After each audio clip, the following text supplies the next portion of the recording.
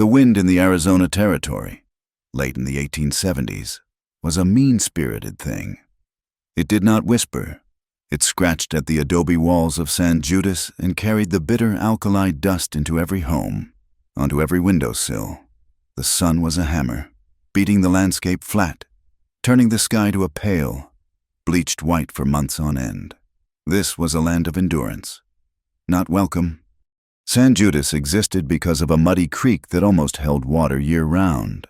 But now, the future was coming, and it sounded like steel on steel.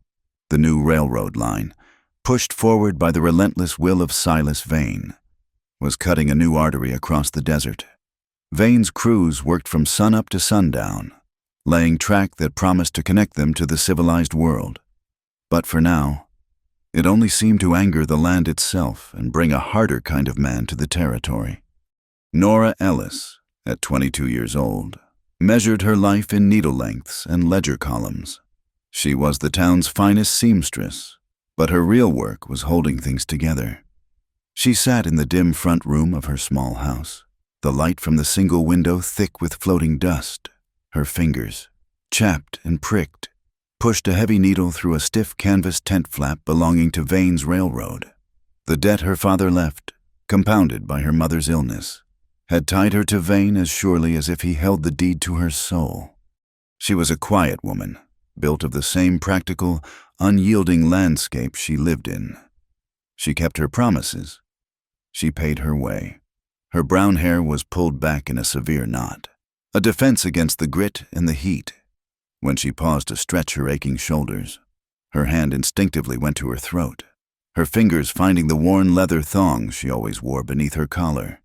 It was a secret comfort, a thin strip of cured hide, smooth as river stone from 12 years of touch. It held a single, small turquoise chip, a memory, thin as smoke, of being 10 years old, delirious and lost after wandering from a picnic. She had been found by a silent Apache boy who had shared his water from a skin bag, his eyes dark and steady. He had carried her 6 miles back to the trail before he slipped away. He had tied the thong to her wrist. She had never, not for one day, taken it off. A door creaked in the back of the house, followed by the sound of a dry, hacking cough. Nora's mother. The sound tightened Nora's chest.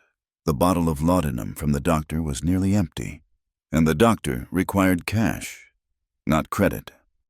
He is simply dashing. Nora, you must see him. Nora did not look up. Clara, the dust! Shut the door!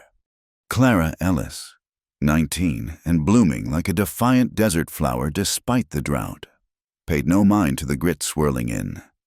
She pirouetted into the room, clutching a brightly colored playbill to her chest. She was the opposite of Nora, all light and noise, quick to laugh and quicker to weep. Her blonde hair was curled, and she wore a ribbon Nora knew they could not afford. He is the lead actor in the traveling troupe. They are rehearsing.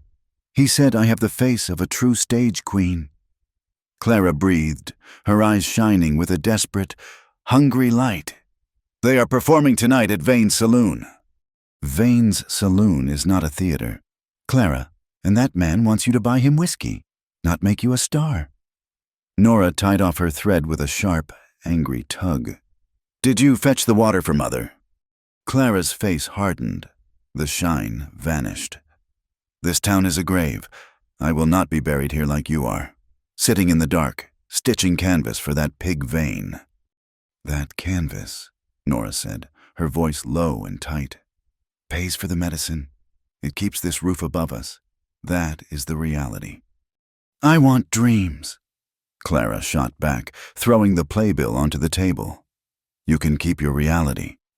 She stormed into her own small room, slamming the door. The house shuddered. Nora looked at the playbill, then at the ledger sitting beside her sewing basket. Quinine, $4. Flour, $2. Lamp oil, 50 cents. The numbers were stark. Dreams were a luxury she could not afford. Silas Vane understood reality. His reality was built of steel, steam, and political leverage. He stood near the new rail depot, watching his men lay ties. He was a thick man, dressed in an expensive dark wool suit that somehow repelled the dust. With him stood Lieutenant Hargrove, the ambitious young commander of the local army detachment, his blue uniform impeccably clean. "The treaty signing is set for tomorrow, 10 o'clock sharp," Vane said, not asking. "Yes, sir, my men are prepared." Hargrove looked uncomfortable. He preferred fighting the Apache, not dining with them. "This treaty is vital," Vane continued, tapping a thick finger on a rolled map. "It guarantees our access, but more importantly, it pacifies them while we survey." He pointed to the brown, forbidding hills to the east. "There is copper in those mountains. Lieutenant, enough to make this entire railroad profitable tenfold. I will not have my surveyors spooked by stray arrows or my equipment damaged." "And the Apache?" Hargrove asked, squinting against the glare. "The Apache," Vane said, "will be contained. They are starving. They need the Red Spring more than we do. We let them keep the spring, for now. This symbolic wedding will keep the sentimentalists in town happy, make it look like we are all one peaceful family. It feels irregular, marrying one of our girls to one of them, even symbolically." Vane's eyes went cold. "It is a piece of paper. Lieutenant, a gesture. It ensures they stay on their side of the creek until we are ready to move them, permanently. The copper is the priority." Whit Creel, Vane's hired enforcer, stood nearby, ostensibly checking a horse's shoe. He heard every word. Creel was a thin, weasel-like man with a pistol strapped high on his waist, the leather oiled.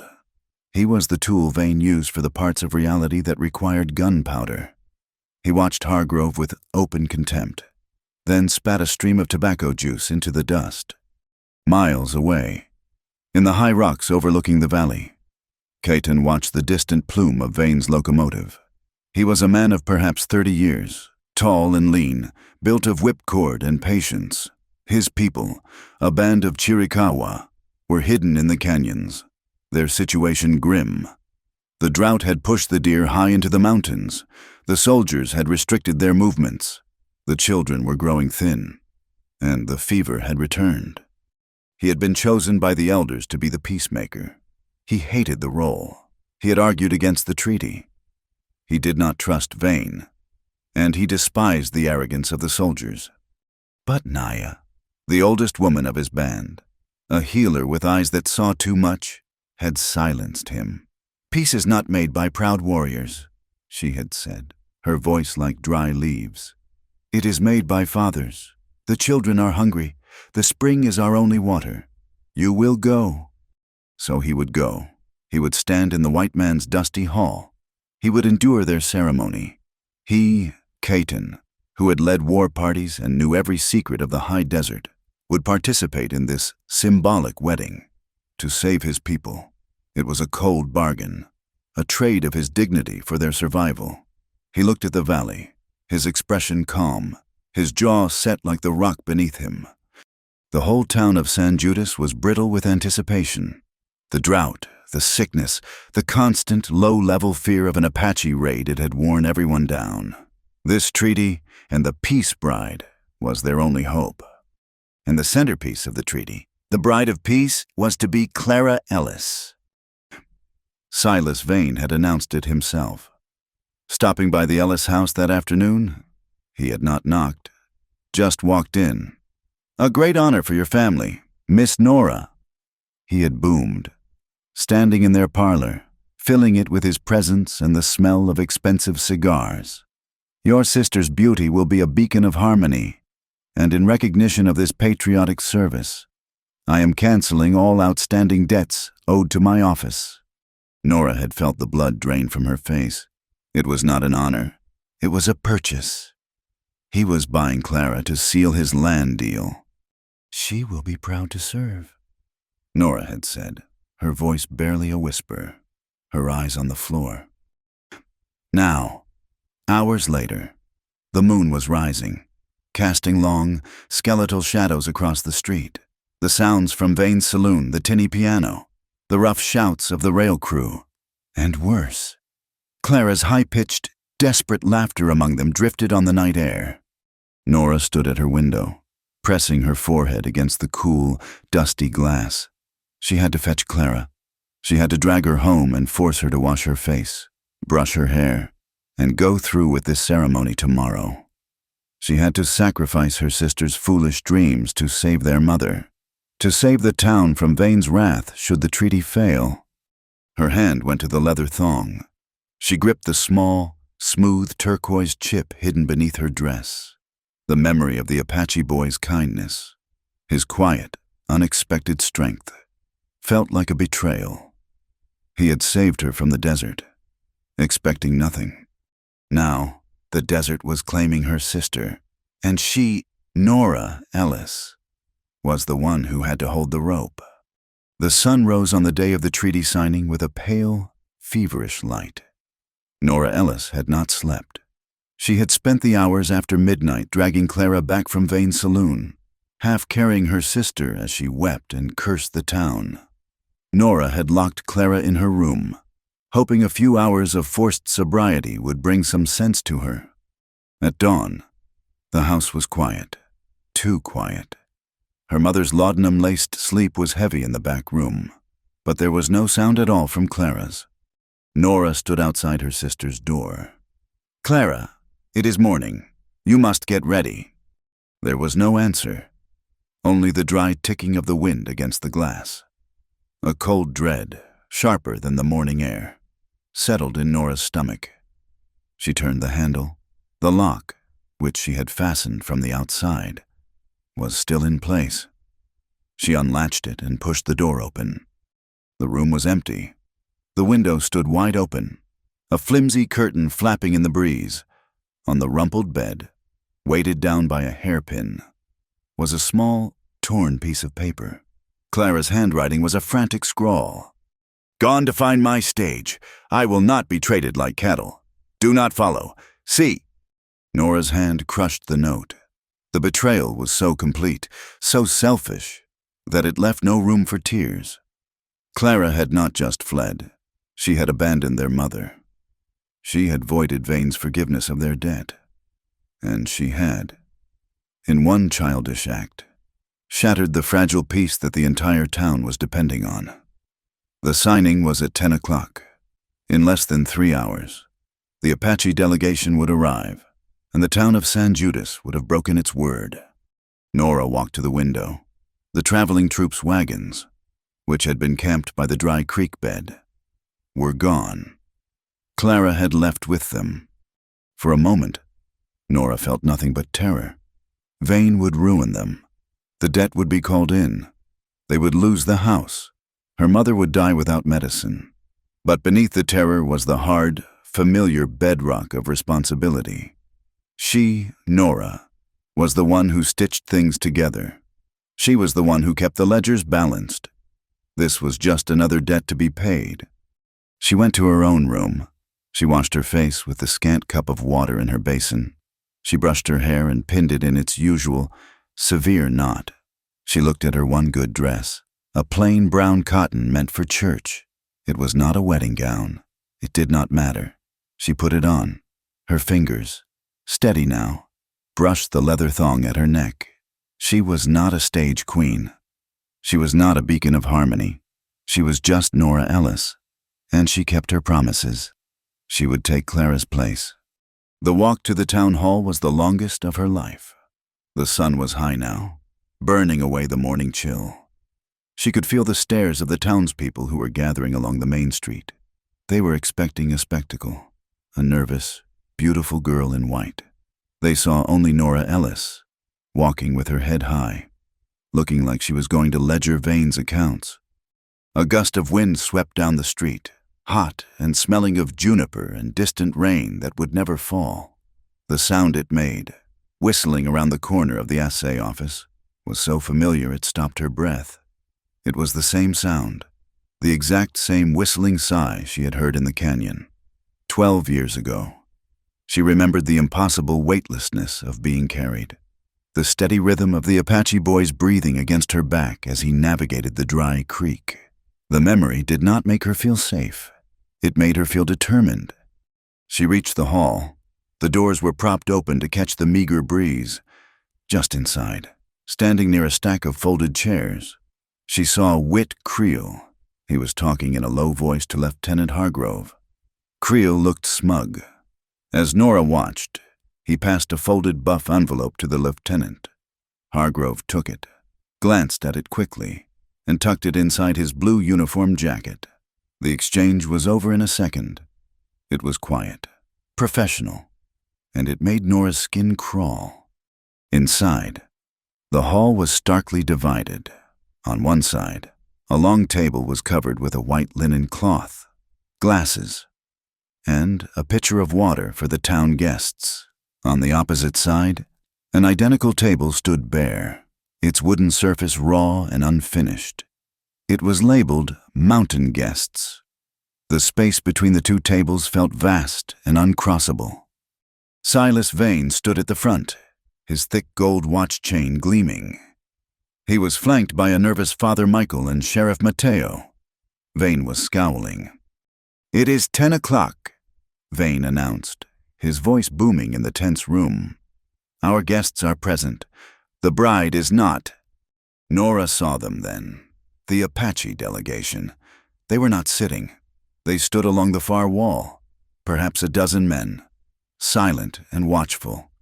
At their head stood a man taller than the others. He was not wearing the paint or feathers Nora had seen in fearful drawings. He wore hide leggings and a simple shirt, his black hair tied back. He was lean, impassive, and he watched Silas Vane with an unnerving, patient stillness. This had to be Caetan. "A profound insult," Vane continued, his voice rising in manufactured anger. He was performing for the crowd. "We offer peace, and they treat our generosity with contempt. This breach." "She is not coming." Nora's voice was not loud, but it cut through Vane's pronouncement like a sharp needle. Every head in the room turned to her. Vane's face mottled with rage. Sheriff Mateo looked at her with sharp, sudden interest. Nora walked steadily down the center aisle, into the empty space between the two tables. "Clara is gone," she said, her voice gaining strength. "She left this morning with the acting troupe." A horrified murmur swept through the townspeople. Father Michael crossed himself. "Dear heavens!" "This is an outrage," Vane roared, stepping toward her. "You have ruined everything. The treaty is void." "No," Nora said. She stopped directly in front of him. "The agreement was for a bride from the Ellis family, to seal the treaty. I am Nora Ellis." She took a deep breath. "I am here. I will take my sister's place." The silence in the hall was absolute. It was as if the wind itself had stopped. Vane looked speechless. His plan to declare the treaty void suddenly tangled. Father Michael wrung his hands. "My child, this is not a game. This is a binding oath. We all assumed it was merely symbolic, but a promise is a promise," Nora said. She turned away from the priest, away from Vane. She looked past the empty tables, directly at the man by the wall. Caetan had not moved. Now, he turned his head and met her gaze. His eyes were dark, so dark they seemed to hold the shadow of the mountains. He looked at her face, noting the determined set of her jaw. He looked at her plain brown dress. His gaze traveled up from her hands, fisted at her sides, to her throat. It stopped. His eyes narrowed, just slightly. He was looking at the base of her throat, where the top button of her dress was fastened. The old, dark leather thong, the one she had worn for 12 years, was visible in the gap of her collar. Nora felt her heart hammer against her ribs. He did not move. He just looked at that small piece of leather. She saw a flicker deep in his eyes, a tightening in the muscles of his jaw. It was not anger. It was recognition. A shock of it, so profound it was almost violent, passed between them. He knew the thong. After a long, stretched heartbeat, he lifted his gaze back to her face. He gave a single, slow, consenting nod. He had not spoken a word. Vane, seeing he was trapped, recovered quickly. "A noble gesture, Miss Alice," he said, his voice dripping with false sincerity. "A true daughter of San Judas. Very well. The symbolism holds. Father, let us proceed before our guests lose their patience." Nora stood rooted. She felt lightheaded. The priest moved to her side, fumbling with his book. Caton walked from the wall to stand opposite her. He was close now. She could smell the scent of pine smoke and dry earth that clung to him. As Father Michael began to read the opening words of the formal treaty, Sheriff Mateo stepped close to Nora, positioning himself between her and Vane. He was a solid, quiet man, his face carved from dark, weathered wood. "Be careful, Nora," he murmured, his voice so low only she could hear it. He was watching Vane and Hargrove. "You did the right thing, but not everyone here wants peace. Some men only get rich when the shooting starts. Watch yourself, and not just from them." He nodded toward the Apache delegation, then tapped the silver star on his own chest. "From us." Sheriff Mateo stepped back, leaving Nora alone. Facing the stranger who already knew her oldest secret, the ceremony was beginning. Nora Ellis was terrified, but for the first time in her life, she was not just enduring her fate. She was choosing it. The stifling air of the town hall was deemed unsuitable for the rest of the ceremony. Silas Vane, with a magnanimous wave of his hand, announced that the final exchange of oaths would happen in the meadow by the creek, under God's open sky, so all of San Judas could bear witness to this historic peace. It was a political move. The hall had been too small, the tension too easy to read. Out here, with the sun beating down and the townspeople forming a wide, nervous circle, the distance between the two parties was even more pronounced. The mountain guests stood on one side of a wide patch of dry grass, the town guests on the other. Father Michael, sweating in his black vestments, read from a text that spoke of brotherhood and shared bread, his voice straining to be heard over the incessant wind. Nora stood beside him, her brown dress a stark patch of utility against the pale, dried-out landscape. Caton stepped forward. He did not look at the crowd, only at her. His face was unreadable, but his eyes held the same intensity she had felt in the hall. He, too, seemed to be enduring this, a participant in a play he had not written. He held out his hand. Lying on his open palm was a small, green branch, thick with the sharp, dusty scent of juniper. Nora knew the scent. It was the smell of the high country, of clean fire and dry air. "This is our roof," Caton said. His voice was low, and she felt it more than heard it, a vibration in the air between them. "Its branches do not break in the wind. Its smoke makes a clean house. I give it for protection." Nora was meant to give him a ring, or some other symbol of the town. She had nothing. Clara was supposed to have done this. In her pocket, her fingers found the only thing she had brought, her mother's handkerchief. It was an old, soft piece of linen, worn thin from use. In one corner was a patch, a clumsy, square piece of calico that Nora had sewn on when she was 6 years old. Her mother had praised her for the repair, for saving what was broken. Nora pulled it out. The wind immediately tried to rip it from her grasp, but she held on. She stepped forward and placed the folded square into Caton's outstretched hand. It looked impossibly small and frail against his skin. "This is my mother's," Nora said, her voice steady. "It is mended.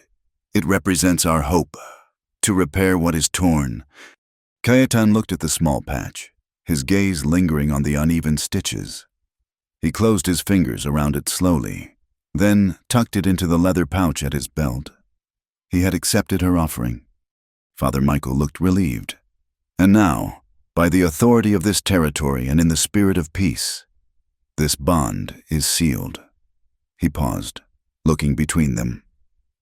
"The final gesture will be observed at the community feast at sundown as a sign of the day's full completion. A postponement Nora felt a wave of relief so profound it almost buckled her knees. The kiss, the final symbolic act of joining, was delayed. It gave her time. It gave Whit Creel time. The crack of a rifle split the air. It was a single shot, high and from a distance. For a terrible second, everyone froze. Then a man's voice. One of Hargrove's soldiers, posted at the edge of the crowd, bellowed, "Apache attack. They're in the rocks. Take cover." The word was a spark in a keg of powder.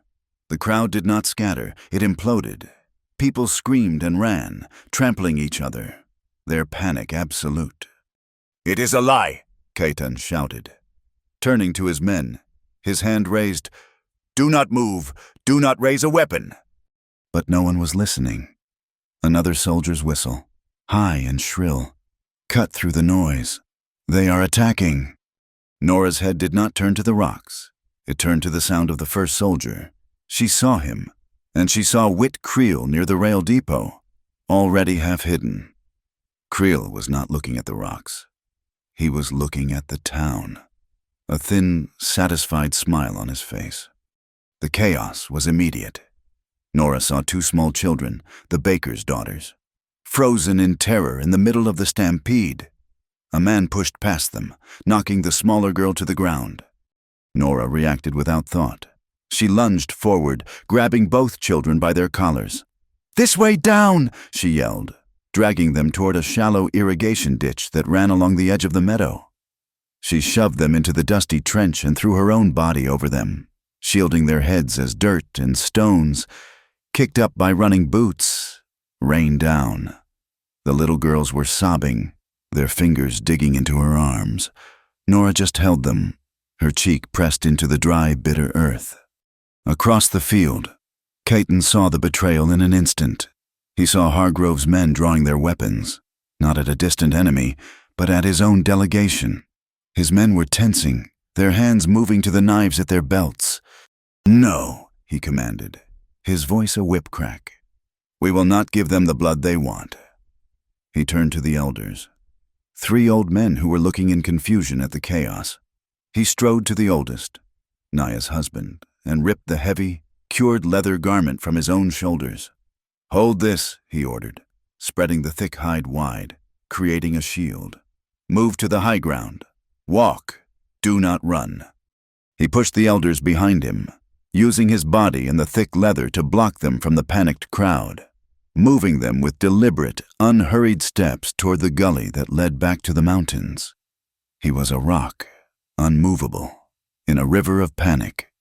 It was in that moment of swirling chaos that Whit Creel made his mistake. As he turned to slip away, satisfied with his work, he collided hard with a man fleeing from the imaginary attack. Creel stumbled, cursing, and something slipped from his waistcoat pocket. It was a single sheet of paper, folded and stained with oil. It fell to the dust, unseen by anyone except Nora. She was still in the ditch, her head raised, watching Creel. She saw the paper fall. She saw him not notice. After he had vanished behind the water tower, she waited a beat. The children were safe, their father now running toward them. Nora scrambled from the ditch, ran the few steps, and snatched the paper. She did not read it. She folded it, her fingers noting the oily, waxy feel of the paper, the kind used in Vane's own telegraph office, and thrust it deep into the pocket of her dress. "Seize them!" Lieutenant Hargrove was shouting, his pistol drawn. He was pointing at the retreating Apache delegation. "They have violated the treaty fired upon civilians. Do not let them escape." "They did not fire," Nora found herself screaming, standing up from the ditch, her dress and face smeared with dirt. "The shot came from the depot." Hargrove's cold eyes fixed on her. "Miss Ellis, you are hysterical. The trauma has confused you." "She is right," Sheriff Mateo said, his voice quiet but carrying. He stood apart from Hargrove, his hand not on his gun, but on his belt. "I heard no second shot. I saw no weapon among Caton's men." "Your loyalty to them is noted, Sheriff," Silas Vane said, stepping forward, his face a mask of civic outrage. "But the evidence is clear. The peace is broken. The treaty is void." He turned to the frightened townspeople, who were now huddled near the hall. "These heathens have betrayed our trust. They must be driven from the Red Spring lands, for the safety of our families." A few angry, fearful men shouted in agreement. The lie had taken root. Hargrove, empowered by Vane, barked orders to his men. "Mount up. We will pursue them and protect this town's assets." Nora watched, horrified, as Caton and his men disappeared into the rocks, not as peacemakers, but as fugitives. The juniper branch was still clutched in her hand. "I give it for protection." It was a lie. The whole day was a lie. That evening, San Judas was a town under lockdown. Hargrove's men patrolled the street. Vane was in the saloon, buying whiskey for any man who would join the militia he was forming. Fear had turned to a thick, ugly anger. Nora went home. Her mother was still asleep. The house was empty and cold.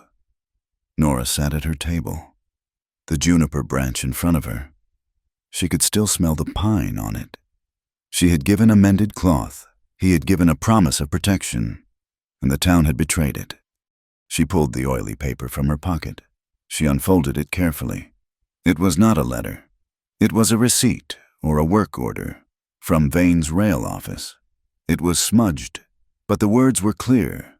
"Final survey of Red Spring land. Pending removal of hostiles. Authorize creel payment upon..." She did not understand all of it, but she understood Red Spring land and creel. This was the proof. This was the motive. She knew she could not stay. If she gave this to Hargrove, it would disappear. If she gave it to Vane, she would disappear. Her only choice was to give it to the only other man who knew it was a lie. She made her decision. She would go to Caton's camp. She would return the juniper branch, a sign that her promise was still good, even if the town's was not. She would give him this paper, and somewhere in the wilderness, she would look for Clara. She crept out of her own house like a thief. She took no food, only a small canteen of water. She needed a horse. There was only one man in town she could trust. Sheriff Mateo was in his office, the light from his lamp a single, steady glow in the dark street. He saw her approach through the window. He met her at the door, blocking her from view. "Nora," he said. He did not look surprised to see her. "You should not be out. It is dangerous." "I need a horse," she said, her voice low. "I have to find him." He looked at her for a long time. He saw the dirt on her face, the juniper branch in her hand, and the absolute resolve in her eyes. He had seen that look before. In men going to a fight they knew they might not win. He sighed, a long, heavy breath. "He will not be easy to find. They are not in their usual camp.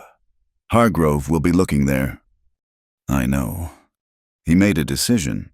He stepped back into his office and returned a moment later with a rolled map. "This is Culebra Pass. It is a hard ride, but it leads to the high country, to the old places. It is where I would go if I wanted to disappear." He walked her to the stables behind his office, keeping to the shadows. He saddled a sturdy mare, his movements quick and silent. "This is my own horse. She is fast." He handed her the reins. "Nora, you are crossing a line. Once you ride out, you are not just an Ellis girl anymore. To them." He nodded at the saloon. "You will be a traitor." "I am just trying to stop a war," she whispered. "I know." He checked the cinch. "Cayetan is a reasonable man, but his people are proud. They have been pushed too far." He looked up at the sky, at the half-moon hanging over the mountains. "Vane wants the water. Hargrove wants the glory. Be careful they do not grind you to dust between them." He gave her a final piece of advice. "If you get lost, do not trust the map. Trust the water and the wind. They do not lie. They always show the true way down the mountain." Nora mounted the horse. She looked down at him. This one good man in a town gone mad. "Thank you, Mateo." He stepped back and slapped the mare's flank. "Vaya con Dios, Nora." Nora Ellis turned the horse away from the lights of San Judas and rode into the dark. The moonlight was so bright it bleached the color from the desert, painting the world in shades of silver and black. The dust rose in a cloud around her, a ghostly shroud. She had left her home, her past, and the fragile, suffocating safety of her life. She was, for the first time, truly and terribly alone. The ride into the Culebra Pass was a descent into a harder, older world. The horse, following Mateo's map, scrambled down rock-strewn paths that were not wide enough for a wagon, in places not wide enough for a man to walk comfortably. The moon was her only guide, and the wind, just as Mateo had said, was her compass. It howled down the narrow canyons, a constant, mournful sound that seemed to be pushing her deeper into the mountains. She rode for hours, until the mare was slick with sweat and her own legs ached with a dull, throbbing pain. The land here was different.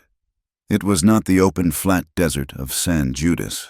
It was a maze of red rock, towering hoodoos, and deep, shadowed arroyos. By the time the first hint of gray light touched the eastern sky, Nora was hopelessly lost and utterly exhausted.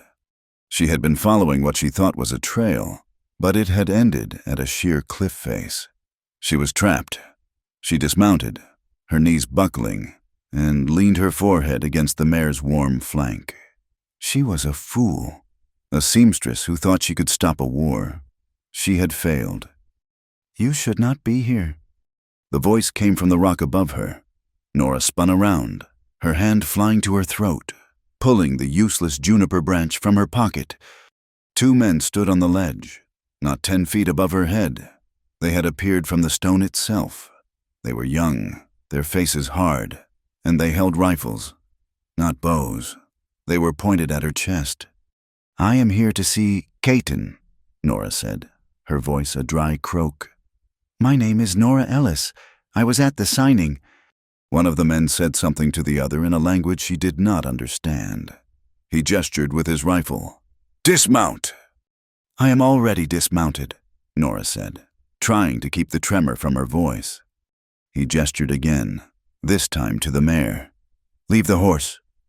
He began to climb down the rock face with the ease of a goat. The other man remained above, his rifle steady. "I will not leave the horse. He belongs to Sheriff Mateo." The young man landed silently on the path in front of her. He was close, and she could see the anger in his eyes. He grabbed the mare's reins from her hand. "You are in no place to make demands. You walk." They walked for another hour, the young man leading the mare, the second man walking a dozen paces behind Nora, his rifle never wavering. They moved through a crack in the canyon wall so narrow Nora had to turn sideways. When they emerged, she was in a hidden bowl canyon, a place of impossible, secret beauty. A small stream, fed by a spring, trickled through the center. Small, hidden shelters were built into the cliffs themselves. This was not a war camp. It was a village. Women were grinding corn on flat stones, and old men sat in the sun, mending arrows. But the mood was not peaceful. It was heavy with fear and anger. As she was marched into the center, every eye turned on her. They were not curious. They were hostile. Caton was standing by a low fire, speaking with an old woman. He looked up as Nora was brought forward. His face did not change, but she saw a flash of something in his eyes, annoyance. He had not expected this. "She was found at the pass," the sentry said, shoving Nora forward. "She says she knows you." Caton looked at her dirty, torn dress, her face streaked with sweat and grime, her hair falling from its knot. "Why are you here?" "Nora Ellis." "I came to return this," she said, holding out the juniper branch. "Your promise. The town broke its word, but I did not." A murmur went through the small crowd. He looked at the branch, then at her. He did not take it. "A broken promise is a broken promise," he said. "And I came to give you this." She pulled the oily, folded paper from her pocket and held it out. I saw Whit Creel drop it. The shot was a lie. This is the proof. It's about the Red Spring land. Cayetan's expression changed. He stepped forward and snatched the paper from her hand. He unfolded it. As he read, the muscles in his jaw tightened into knots of steel. The anger radiating from him was a physical force, hotter than the fire. So, he said, his voice a low growl. He signs peace with one hand and steals with the other. Cayetan, the old woman said, stepping forward. She was small and ancient, her face a beautiful map of wrinkles. She was Naya, the healer, the curandera, and she held an authority that was absolute. She ignored the paper and looked only at Nora. "Who are you?" Naya asked, her voice like dry leaves. "I am Nora Ellis." Naya's dark, penetrating eyes scanned her. From her worn-out boots to her exhausted face, her gaze, like Cayetan's in the hall, stopped at Nora's throat. She stared at the leather thong. "Where?" Naya said, her voice sharp. "Did you get that?" Nora's hand instinctively covered the thong. "It was a gift, a long time ago, when I was a child." Naya stepped closer, her face inches from Nora's. She reached out a gnarled hand and, with surprising strength, pulled the thong from beneath Nora's collar. She examined the small turquoise chip, turning it in the light, her fingers tracing the worn leather. "It was made by a boy," Naya whispered, a strange softness in her voice. "A boy of Cayetan's own bloodline. This is the mark of his mother's family." She looked up, not at Nora, but at Cayetan, and her eyes were full of a sudden, sharp light. "This is a sign." Cayetan looked stunned. He stared at the thong, and Nora watched him connect the memory in the hall with the words of his elder. He looked at Nora. "You will stay," he said. It was not a question. It was a command. He turned to the small, watching crowd. "She is not a prisoner. She is a guest, but she will not leave." He turned back to her. "The old woman has spoken, but I make my own terms. You have brought me proof of Vane's lies, but Hargrove's soldiers are hunting us because they believe we lied. You have 3 days. 3 days for what? Nora asked, her throat dry. 3 days to prove to my people that your world is not entirely made of lies. 3 days to help us. After that, the treaty is dead, and we leave this land forever. He looked at the paper in his hand. And Vane will have his war. Her life in the camp was harder than anything she had ever known. She was given a sleeping skin in a shallow cave, shared with 2 other women who ignored her. The work was constant. She was given a knife and a pile of mesquite roots to scrape. She was shown how to find water, not from a well, but by slicing open a barrel cactus and chewing the bitter pulp. She tried to light a fire as the women did, by spinning a dry stick in a notch of wood. Her hands, so deft with a needle, were clumsy and soft. She failed, rubbing her palms raw, while the women watched her with silent, unpitying eyes. Finally, Naya came over, knelt beside her, and with a few expert twists, brought a wisp of smoke, then a tiny ember, to life. You push too hard, she said, her voice not unkind. You must let the wood do the work. Nora was not a curious tourist. She was a practical woman. She was here to work. She learned to scrape the roots. She learned to grind the corn.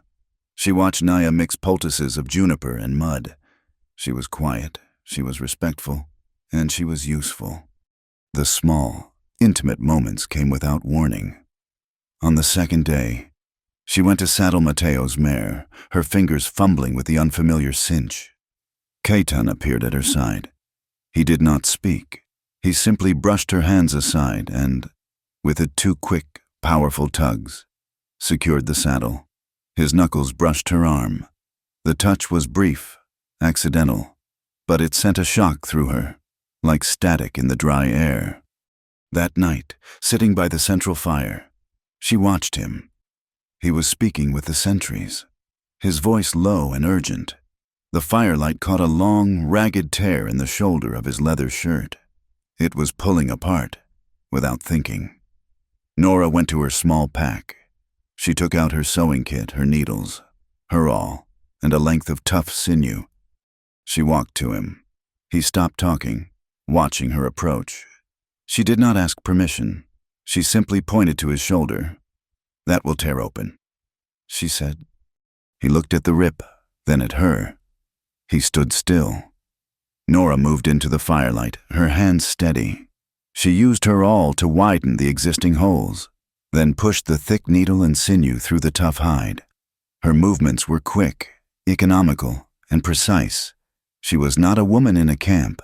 She was a master of her craft. She created a perfect, strong cross-stitch, her stitches far neater than the original. Caton did not move a muscle. He watched her face, her brow furrowed in concentration, her lips pressed together. He could feel the warmth of her hands near his skin. When she was finished, she bit the sinew clean with her teeth. "It will hold," she said, and stepped back. He raised his arm, testing the mend. It was stronger than the rest of the shirt. He looked at her, and for the first time, she saw something in his eyes beyond duty and anger. It was respect. The news from town, brought by a scout, was bad. Silas Vane had posted a reward, $500 for the capture of Caton, dead or alive. He was painting Caton as a renegade, a murderer who had broken the peace. Hargrove's men were now officially hunting him, using Vane's money as their excuse. The news was a blow, but Naya brought a worse one. The fever that had been lurking in the camp had returned. 3 small children were burning up.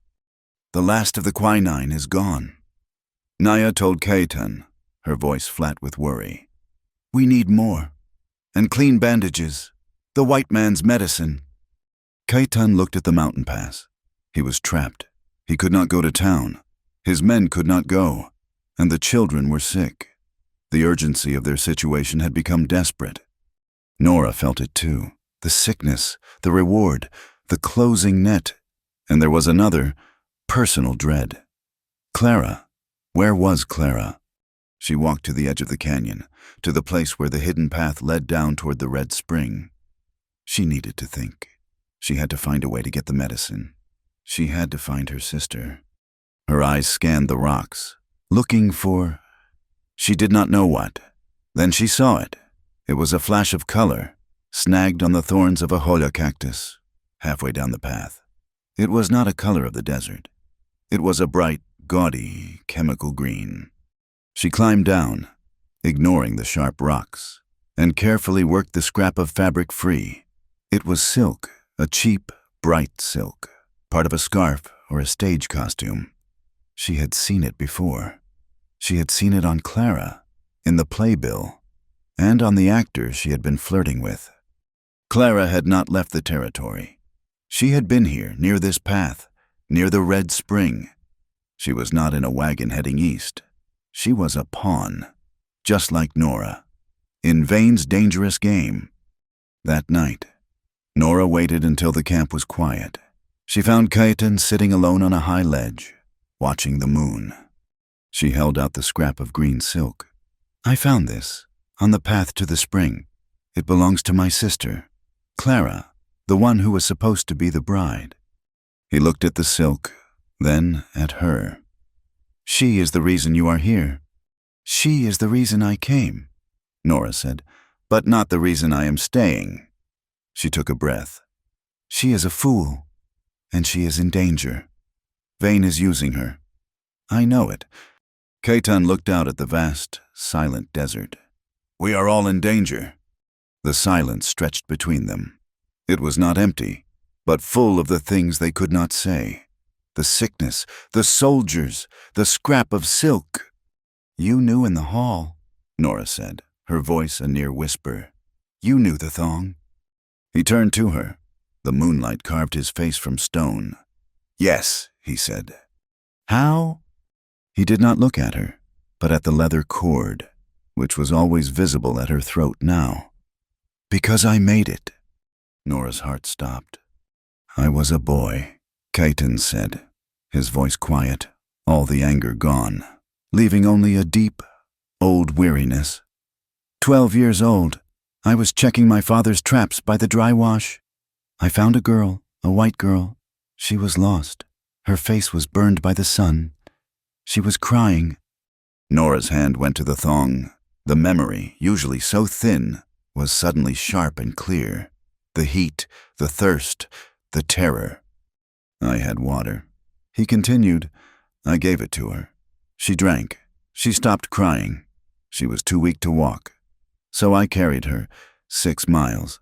I left her at the edge of the flat rock, where I knew her people would find her. You tied it to my wrist, Nora whispered, her fingers tracing the turquoise. Before you left. He nodded. It was a boy's hunting charm, to guard against bad spirits. I carved the marks myself. I thought you would need protection. He finally looked at her, and his eyes held the same steady, patient calm she remembered from a lifetime ago. I saw it in the hall, and I knew you were the girl I carried from the desert. Nora looked at him, the man and the boy merging into one, the stranger she had married, the warrior she had feared, the child who had saved her life. It was all him, the wind whistling through the pass, a low, familiar sigh. It had always been him. The truth of their shared past settled between them, a heavy, unchangeable thing. The boy who had saved her was the man who now held the fate of his people, and in some strange way, her own, but the revelation, as profound as it was, solved nothing. Back in the hidden camp, the air was thick with a new, more immediate despair. One of the sick children, a little boy of 4 or 5, was convulsing with fever. His mother, a young woman with a face frozen in terror, held him, rocking and humming a low, desperate song. Naya knelt beside them, her face grim. She had used the last of her willow bark. It was not enough. The fever was too strong. She looked up as Caton and Nora approached, her eyes finding Nora first. You see, Naya said, her voice flat. This is our reality. Vane's paper is a promise of war. But the fever is a war we are losing right now.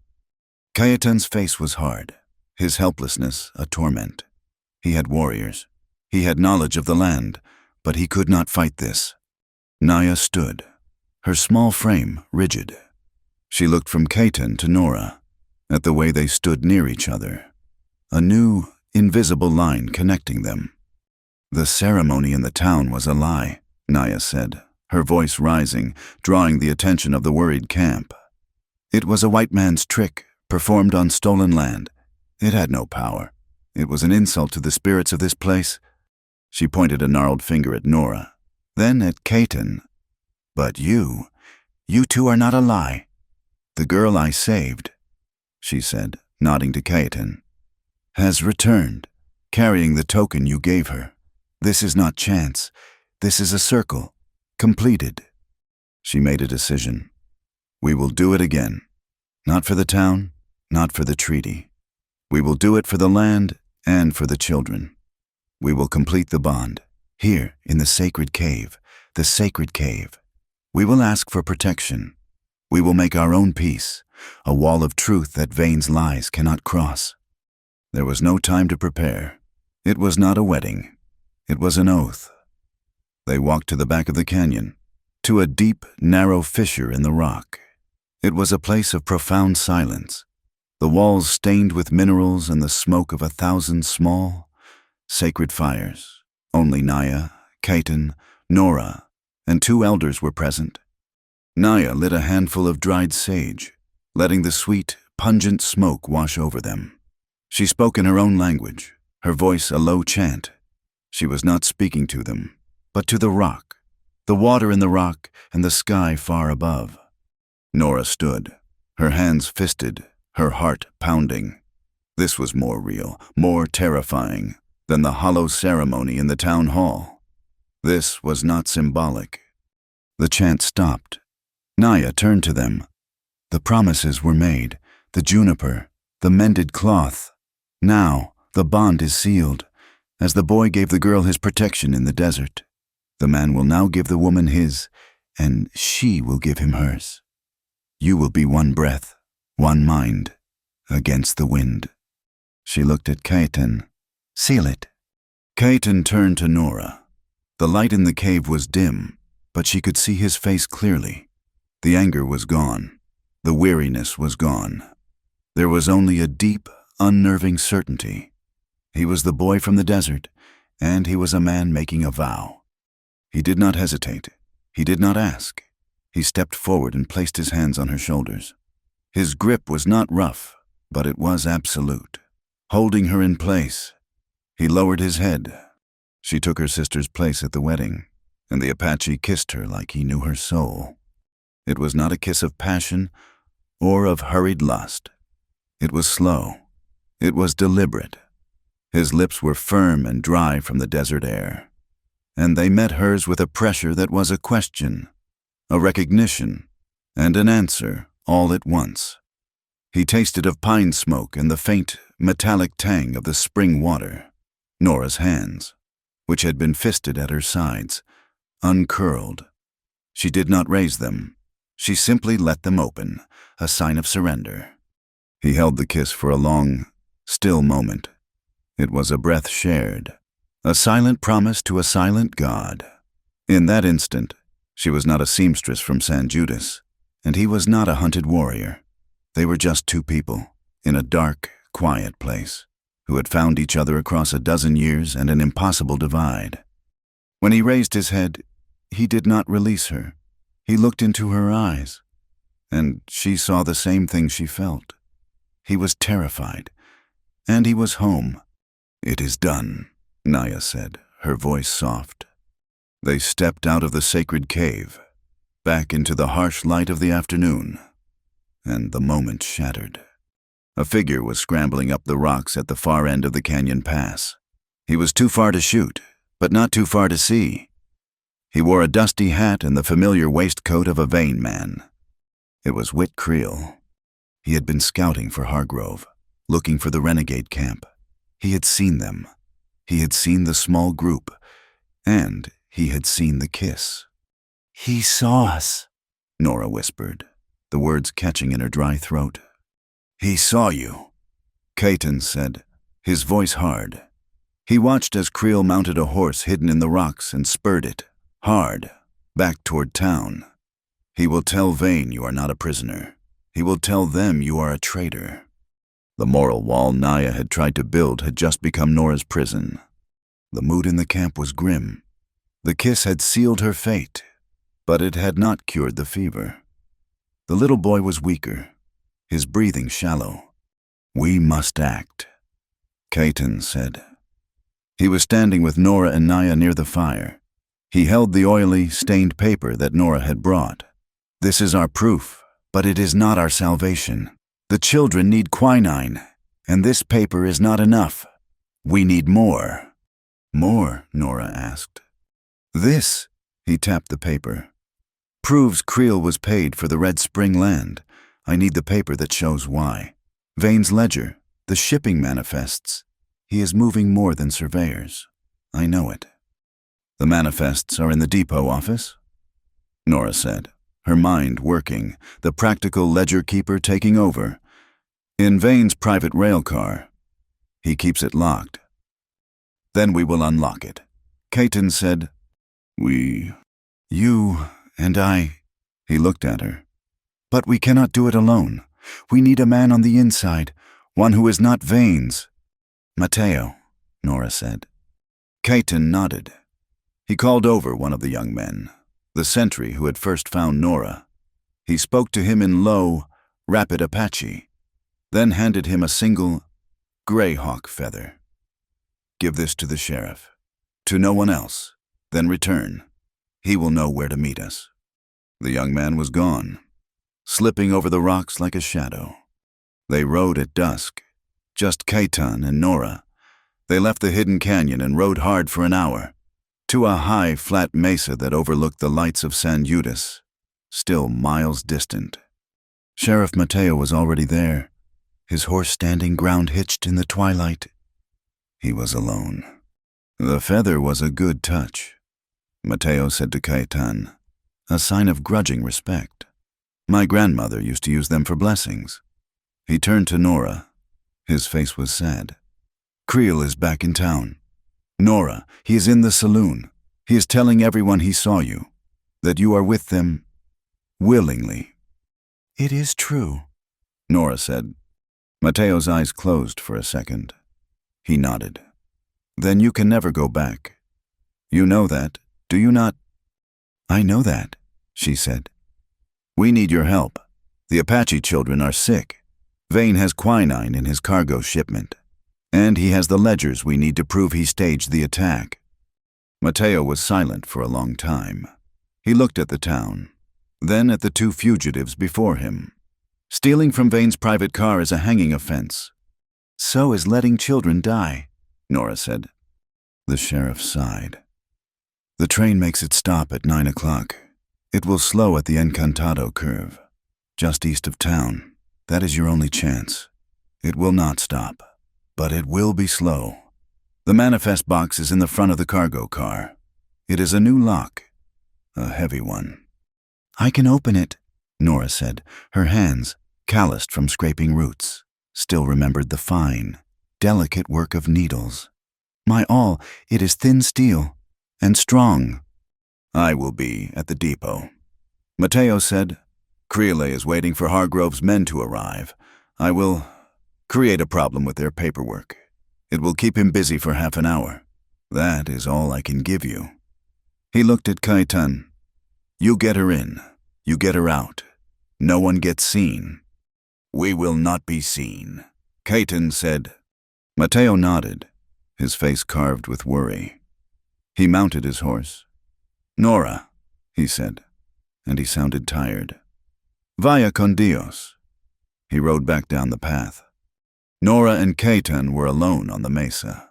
The weight of what they were about to do, a burglary, an act of war, settled on them. You do not have to do this, Caetan said, his voice quiet. This is not your fight. Nora turned to him.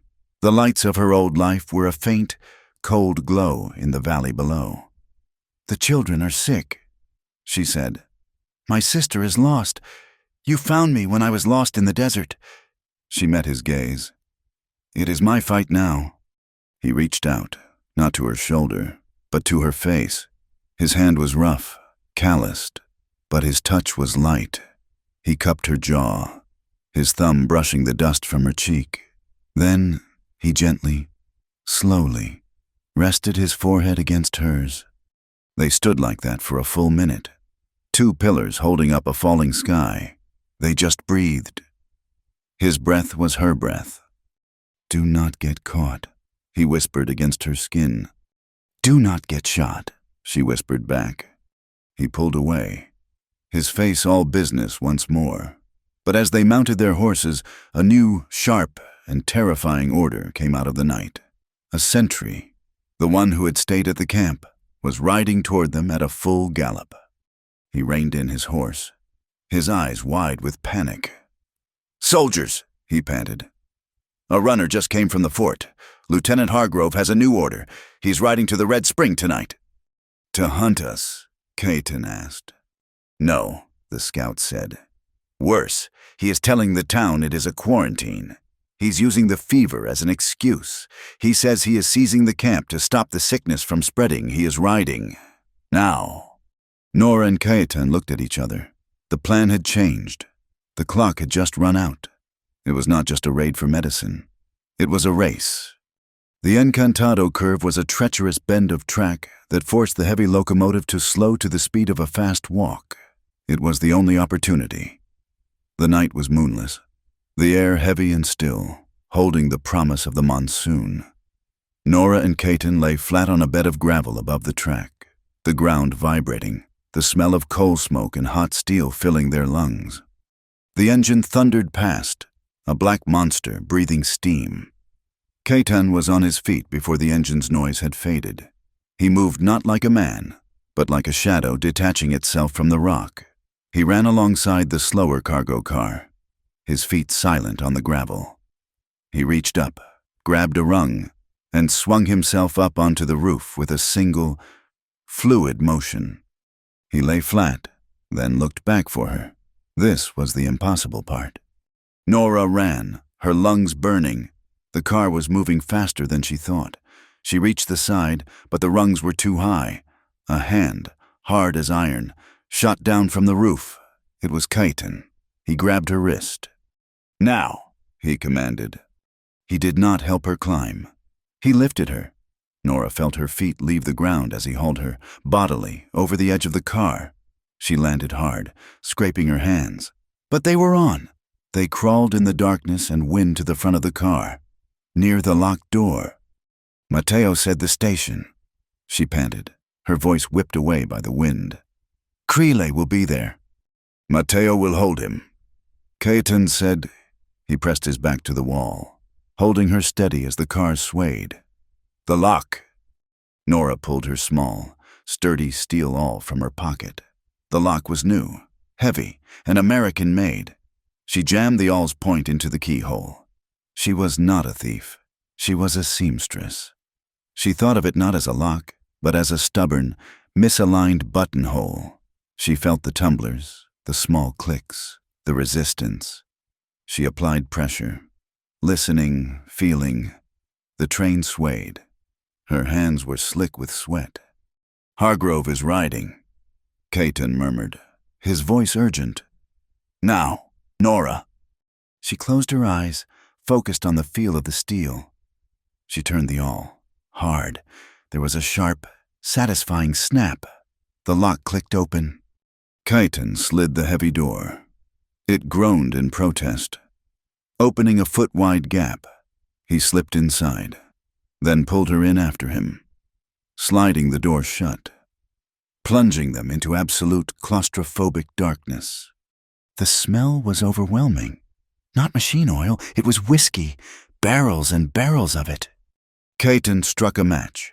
The small flame illuminated a cavernous space, stacked to the ceiling with crates, and he saw it, in the corner, a small, padlocked metal box, the manifest, but first, quinine, Nora whispered, pointing.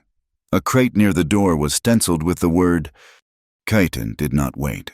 He used a crowbar from the car's wall, jamming it into the lid. The wood splintered. Inside, packed in straw, were dozens of small, brown glass bottles.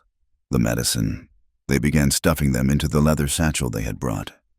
"Kaiten, the manifest." He moved to the box. The lock was smaller. Nora's all dispatched it in seconds. She opened the lid.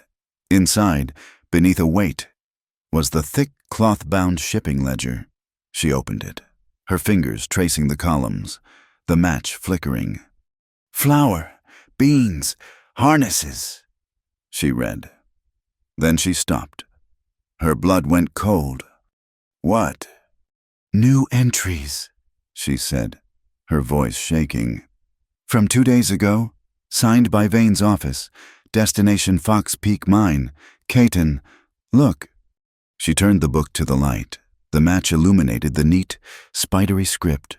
Rifles, repeating. 50 count. Ammunition, 10 crates. Whiskey, 20 barrels.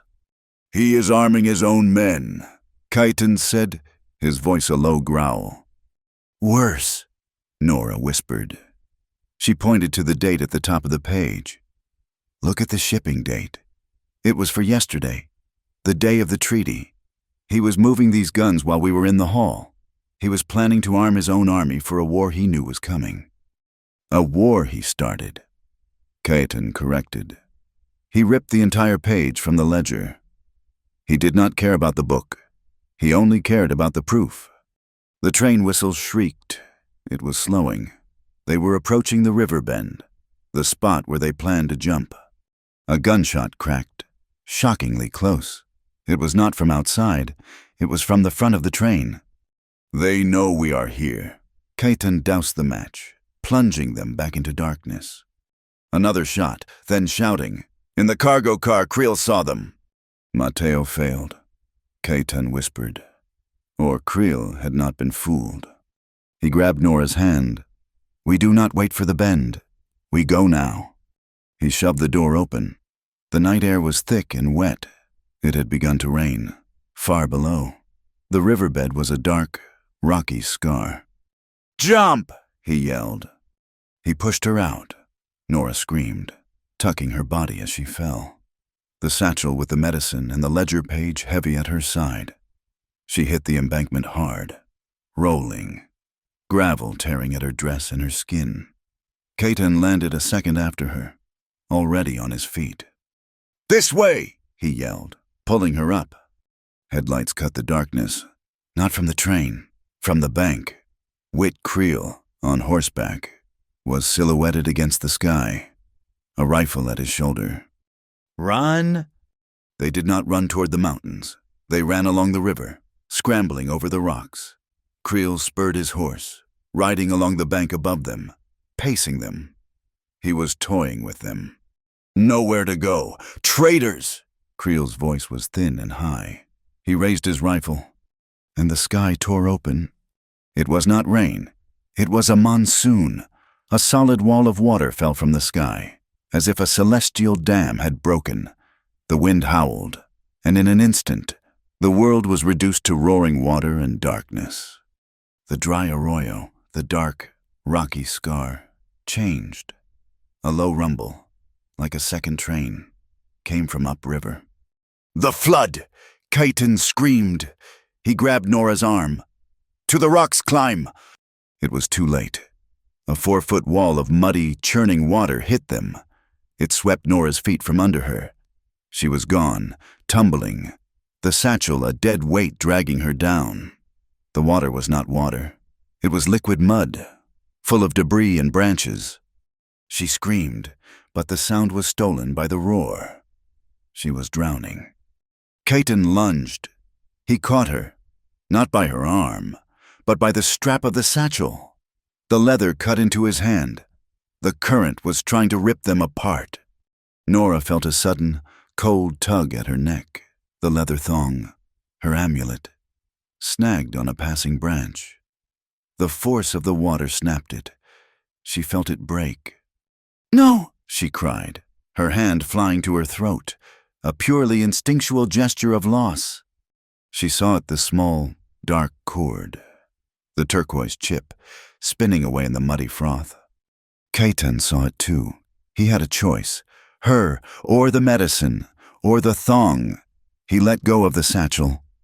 He ignored Nora's hand, which was reaching for him. He lunged past her, into the deepest part of the torrent, his eyes fixed on that tiny piece of leather. He grabbed it. He caught the thong just as it was about to be sucked under. His fingers closed around it. He held it, not as a charm, but as an anchor. He held it as if he were holding his own oath. He turned, fighting the current, and grabbed her shirt. He pulled her, sputtering and choking, toward the high bank. He still held the satchel. He had looped its strap over his own shoulder before letting go. He had saved her, the medicine, and the promise. They collapsed into a small, shallow cave, a hollow in the rock face, just above the waterline. They were safe from Creel, who would never dare follow them into the flood. The cave was small, warm, and humid from the rain. They lay on the sandy floor, coughing up muddy water, shaking violently from cold and shock. The roar of the flood was just outside, a terrifying, constant thunder.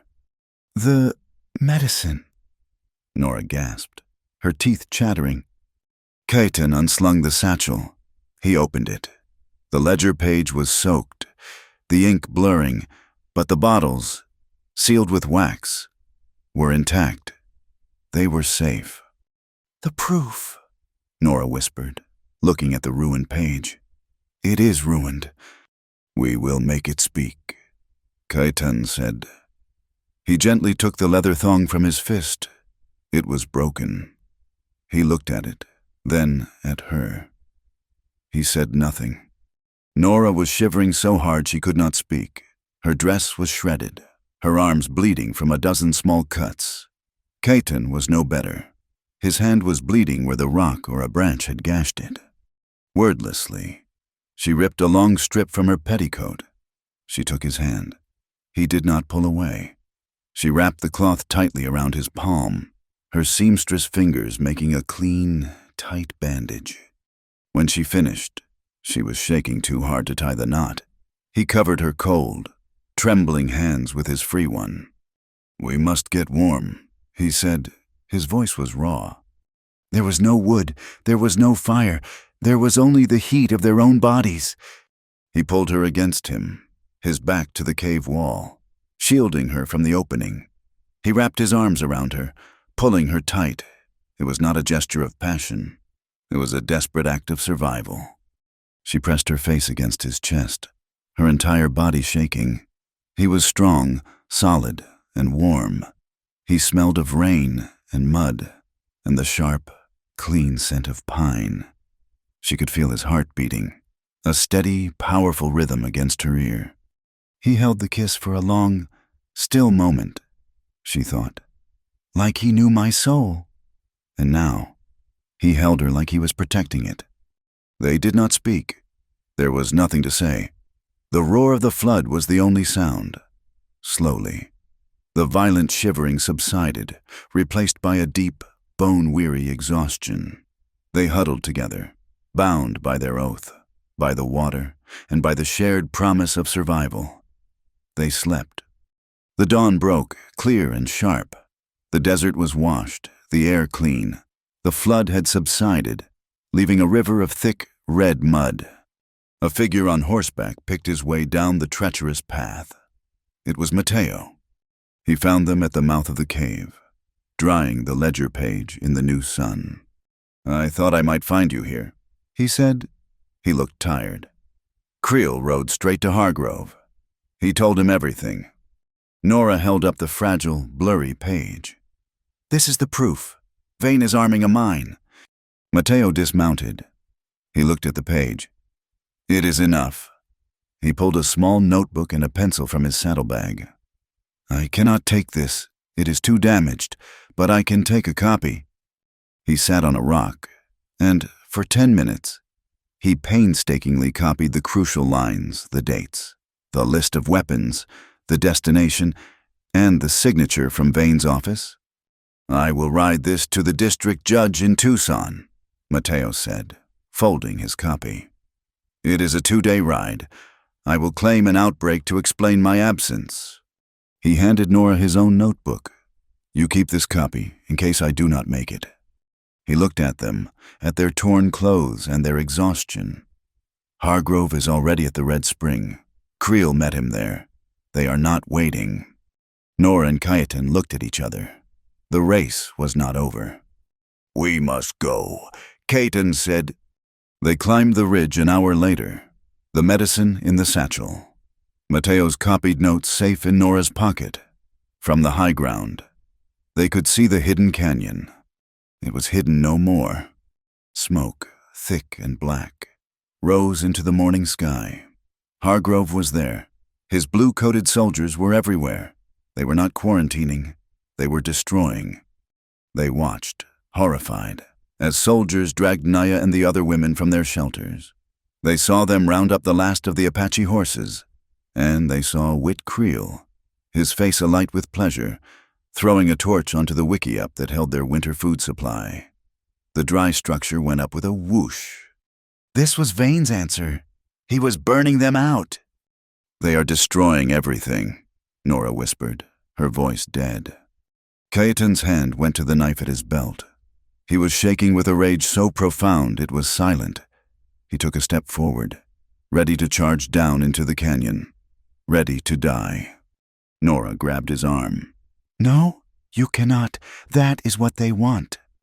"They are burning our homes," he said, his voice choking. "They are using the fever as the excuse," Nora said. She looked down at the satchel in her hand, the quinine, the hope. She was exhausted. Her body ached. She was a wanted traitor, but she had the medicine. She straightened her shoulders. She stepped away from Cayetan, away from the safety of the rocks. "I am going down," she said. "Nora, no, they will shoot you. Creel!" "Creel is a coward," she said, her voice clear and cold. "And Hargrove is a soldier, not a murderer. He is hiding behind a lie. I am going to face him with the truth." She started walking down the main path, into the smoke, into the center of the soldiers. She was not a seamstress. She was not a victim. She was a woman carrying medicine, and she would not be stopped. Nora did not run. She walked. She moved down the rocky path into the center of the chaos, her back straight, the heavy satchel of medicine clutched in her hand. The smoke stung her eyes and choked her throat. Soldiers shouted commands, their blue uniforms stark against the red rock and gray smoke. She saw the Apache families, huddled together under armed guard, their faces blank with shock. Naya was with them, her face a mask of stone. "Stop right there, traitor!" Whit Creel's voice was sharp with victory. He was standing near Hargrove, his rifle held loosely. "I told you, Lieutenant, she is one of them. She is not a victim." Lieutenant Hargrove stepped forward, his hand on his holster. He looked confused and angry. His quarantine had just become an armed raid.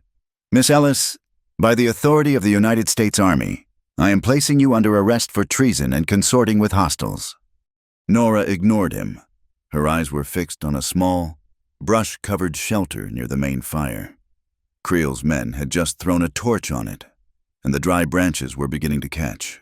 From inside, she heard a child cough, a weak, dry sound, followed by a woman's desperate cry. It was the mother of the little boy, the one who had been convulsing.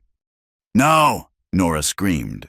She broke from her walk and ran, sprinting past the astonished soldiers, past Hargrove, and plunged directly into the acrid, burning smoke. Nora Caton's roar was one of pure, animalistic terror. He had been following her, staying just inside the shadow of the rocks, his knife in his hand, ready to die. Her sudden sprint into the fire broke his control. He did not charge the soldiers. He charged the fire. He burst into the burning camp, a demon of dust and fury. A soldier raised his rifle, but Caton was already moving. He saw an old man, one of the elders, fall, his arm bending at an unnatural angle, his leg trapped by a burning log. Caton was there in 2 strides. He kicked the log away, grabbed the old man, and threw him over his shoulder in one motion, carrying him back toward the women. At the same time, Nora tore through the burning entrance of the shelter. The interior was an inferno of smoke. The mother was on the ground, overcome. The little boy was wrapped in a blanket, his body limp. Nora grabbed the child. "I have him," she choked, pulling the mother by her arm. "You must move." She emerged from the collapsing shelter, her hair singed, her face black with soot, but she was carrying the boy. He was breathing. Caton had just deposited the old man and was turning back for her. Naya was already at the old man's side, ignoring the soldiers, her hands already feeling for the brake, her voice a low, steadying chant as she prepared to splint. Nora walked through the smoke, past the stunned soldiers, and did not stop until she stood directly in front of Lieutenant Hargrove. She was no longer a frightened woman. She was a force of nature. "You said quarantine," she gasped, her lungs burning. She held the small, limp boy out to him. "This is the fever. I have the medicine. You are burning them alive." Hargrove took an involuntary step back. His face was pale. The camp was deemed a threat. Creel, Miss Ellis, you were seen." "Creel lies," Nora said. She reached into her pocket and pulled out Mateo's small, damp notebook. She opened it to the page he had copied. "This is the truth." She shoved the notebook at his chest. "Vane's shipping manifest, copied by Sheriff Mateo, 50 repeating rifles, 10 crates of ammunition, shipped to the Fox Peak mine, shipped the same day as the treaty." She was too angry to be afraid. Her voice rose, clear and strong, cutting through the chaos. "You are not a peacekeeper.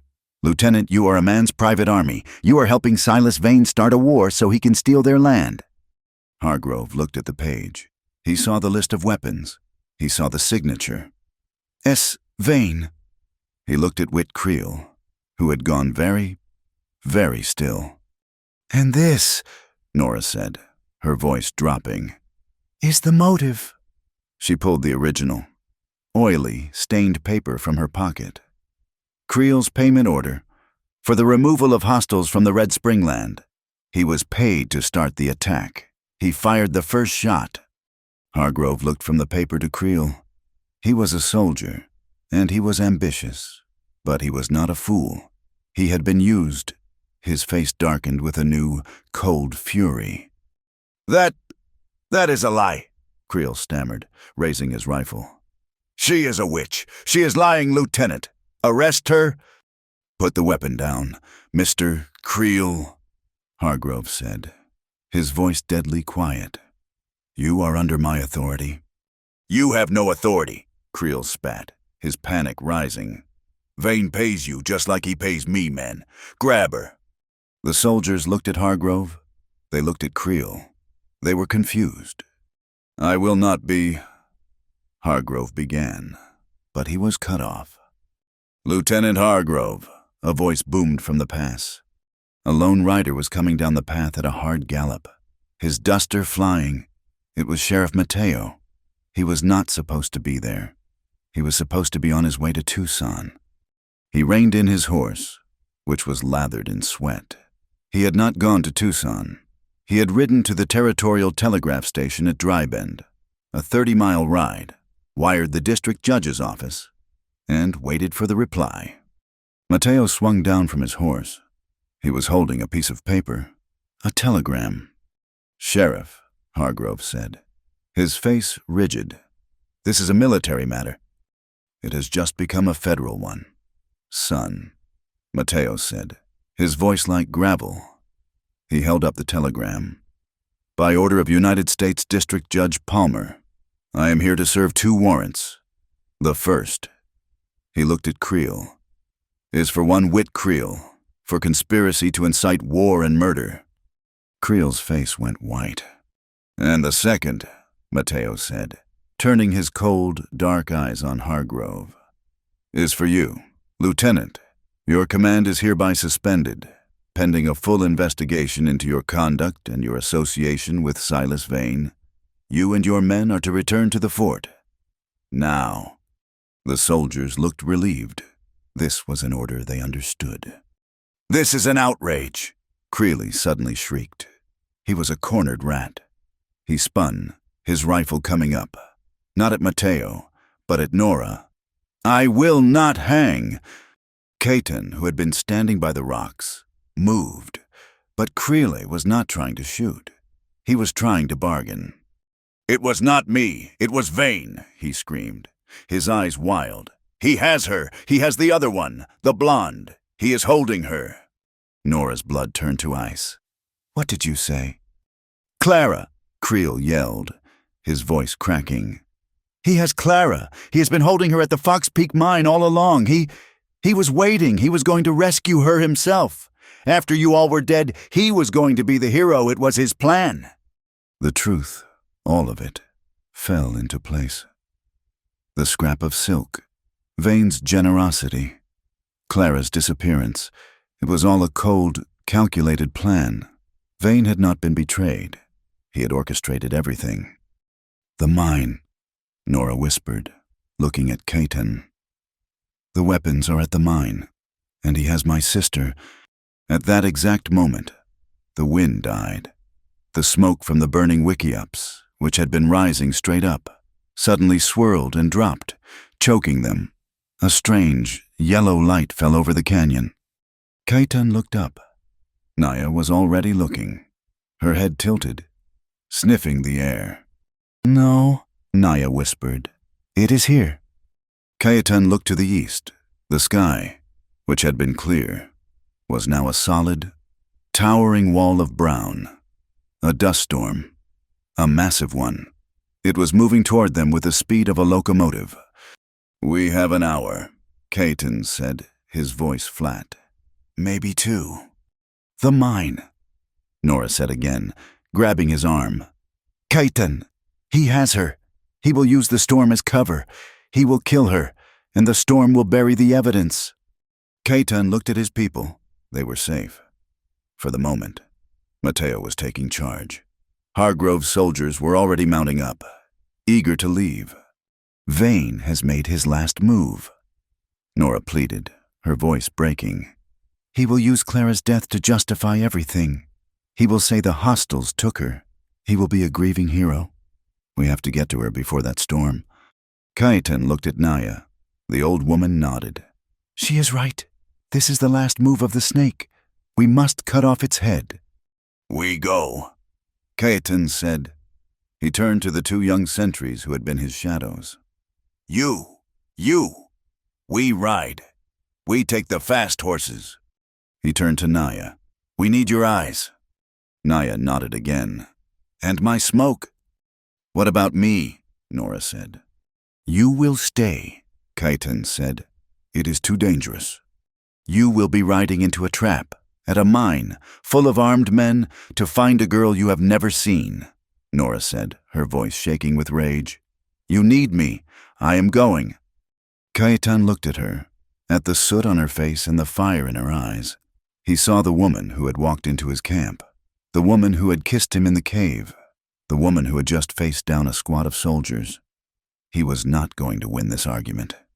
You ride with me, he said. That was all. They gathered their gear, their movements frantic. Ropes, the short axes from the camp. Naya took a pouch of dried herbs. No guns. Guns were loud. They were Vane's tools. This would be a rescue or an execution. Sheriff Mateo watched them, his face grim. I have Creel. I have to get him to the lockup. But the mine. God help you. They were mounted. The 5 of them. On the fastest of the remaining horses, the wind was picking up, screaming now. Just before they rode, Kaitan stopped. He reached into the pouch at his belt. He pulled out the broken leather thong. Nora saw that he had repaired it. He had taken a fresh, thin strip of sinew and had bound the 2 broken ends together, tying them with the same intricate knot Naya had recognized. Tied into the knot was a single, small, perfect eagle feather. He did not put it on her. He held it out, his hand open.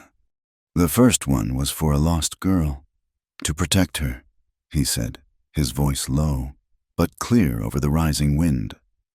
This one is for a warrior, so the wind will know her. So it will guide her back. Nora took it. Her fingers closed around the warm leather, the smooth feather. She tied it, her hand steady, around her own neck. A promise. We ride, Kaitan yelled. They spurred their horses, turning them east, riding directly into the yellow, screaming mouth of the approaching storm. The ride to Fox Peak Mine was a journey into hell. They rode directly into the teeth of the storm, a screaming, yellow-brown wall of grit that tore at their skin and stole the breath from their lungs. The wind did not howl. It shrieked, a physical, solid force that threatened to peel them from their saddles. Fox Peak Mine was not a natural canyon. It was a narrow, man-made slit cut into the rock face, barely wide enough for an ore cart. Vane's greed was written all over it. The place felt unstable, impatient. Lanterns swung wildly near the entrance, casting grotesque, dancing shadows. They revealed the operation.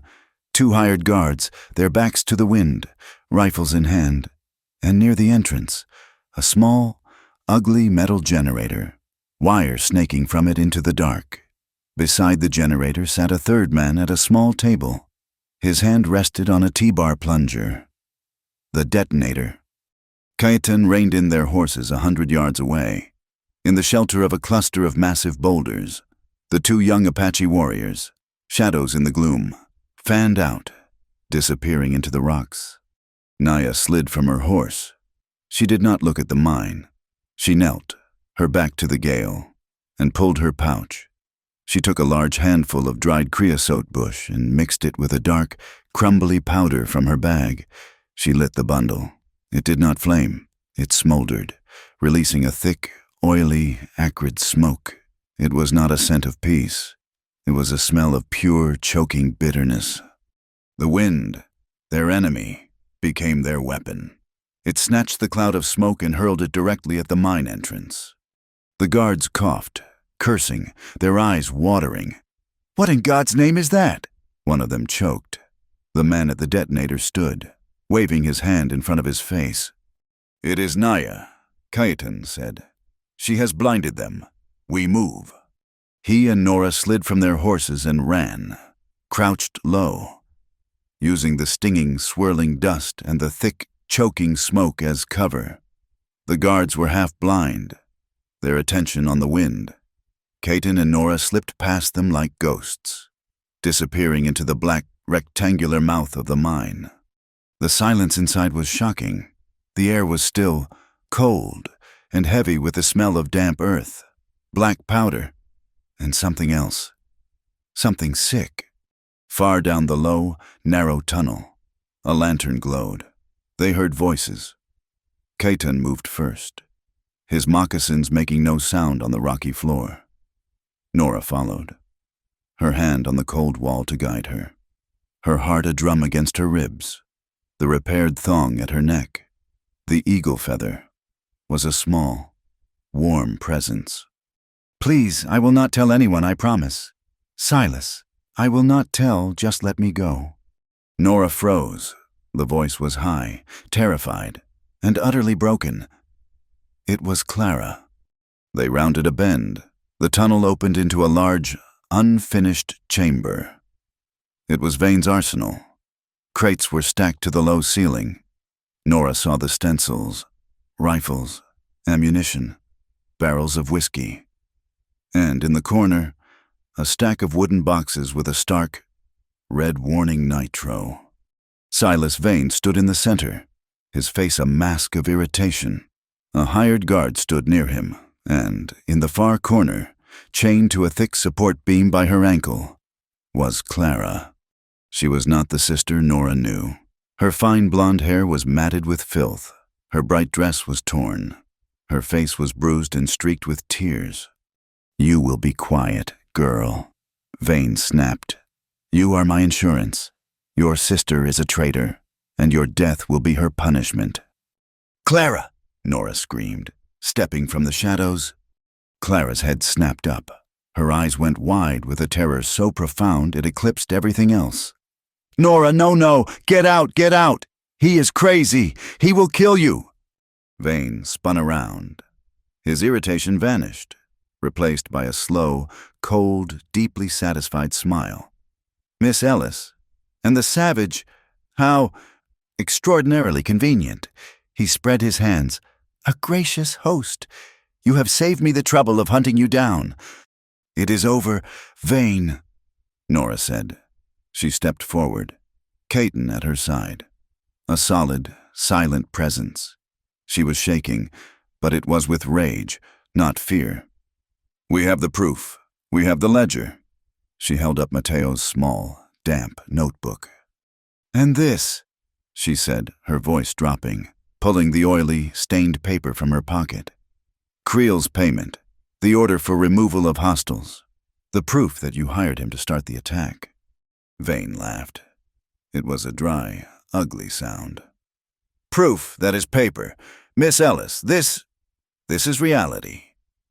He walked slowly, deliberately, to the table, to the detonator plunger. The wires from it snaked deep into the tunnels. "This is an unstable mine," he said, his voice conversational. "My own engineers warned me. A single, well-placed charge, and the entire face of this canyon will come down. It will bury the rifles. It will bury the nitro.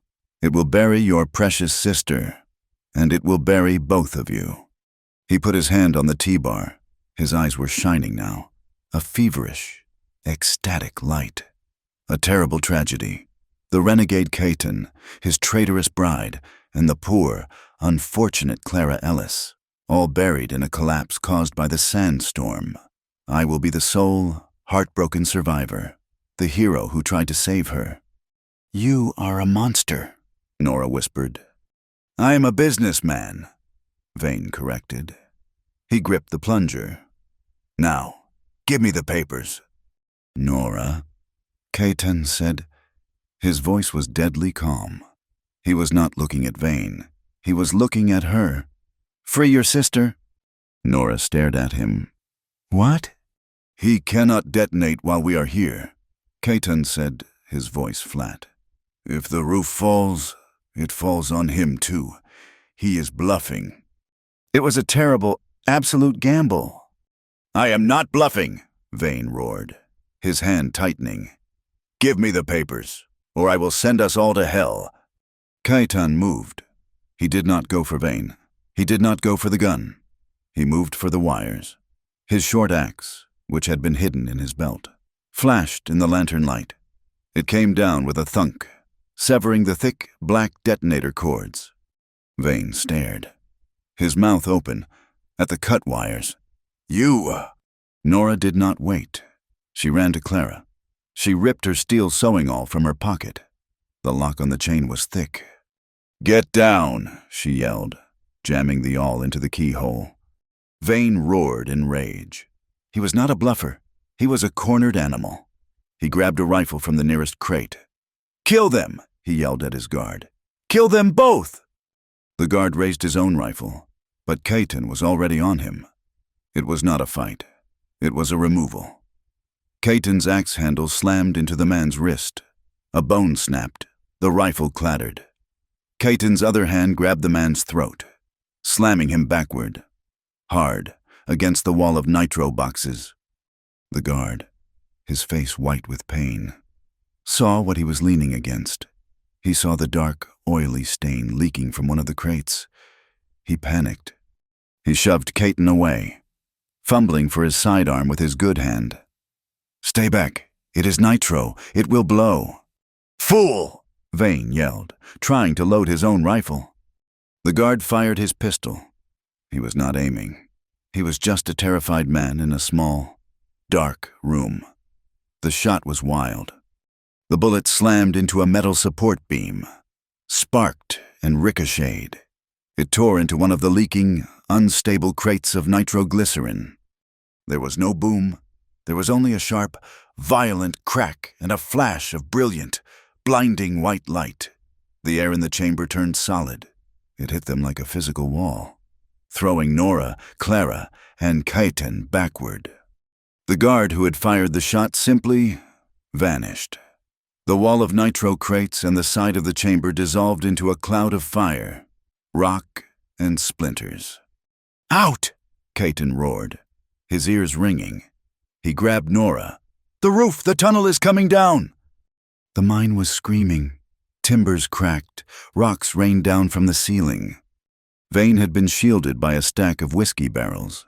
He was bleeding from a long gash on his head, his expensive suit in ruins, his eyes wide with pure, animal madness.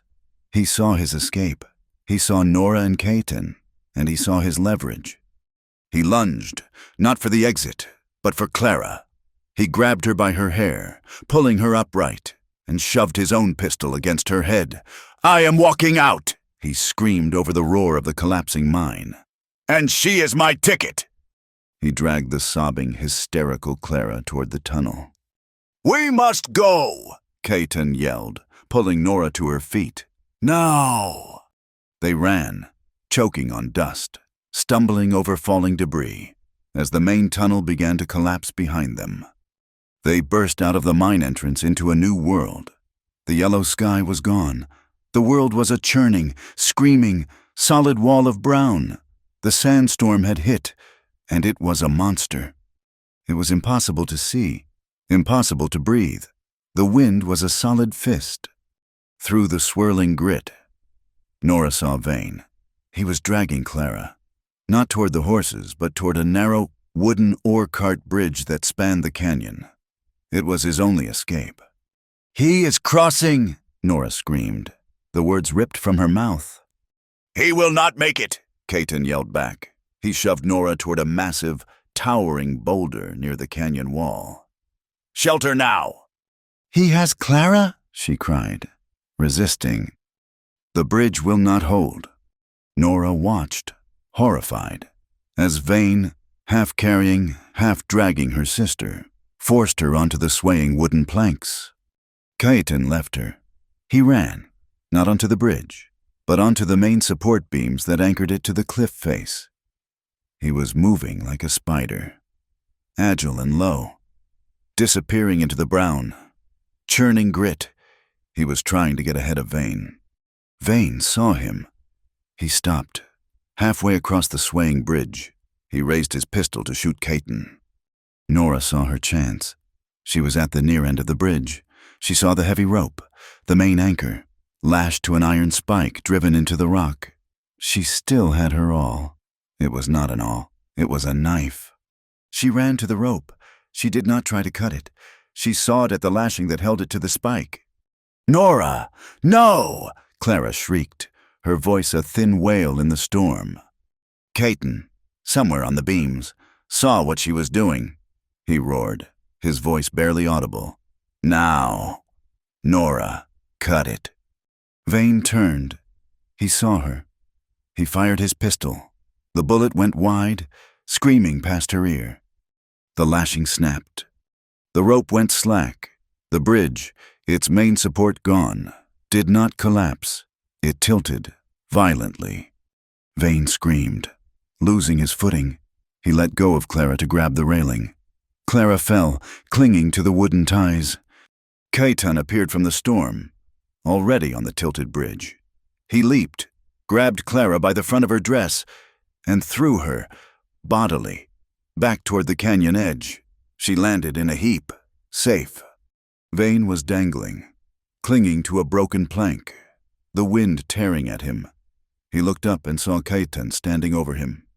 "Help me!" Vane shrieked. "I will pay. I will give you anything." Cayetan looked down at him. He looked at the land Vane had tried to steal. He looked at Nora, who was already pulling Clara to safety. He did not offer a hand. He just stood, solid and unmoving as the mountain.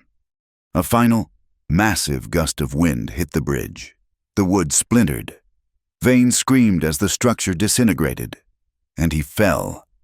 He did not hit the canyon floor. He fell into a patch of ground near the stream, a place his own unstable mining had turned into a wet, silty, bubbling quicksand. He landed, and he began to sink. Nora did not watch. She had Clara. She pulled her sister behind the massive boulder, the one Cayetan had pointed to. A second later, Cayetan was there. He pressed his body against the opening, shielding them both from the full, screaming force of the storm. The world outside vanished. It was just the three of them. In the dark, pressed together. The roar of the wind was absolute. Nora was crushed between Cayetan and the rock, her sister sobbing in her arms.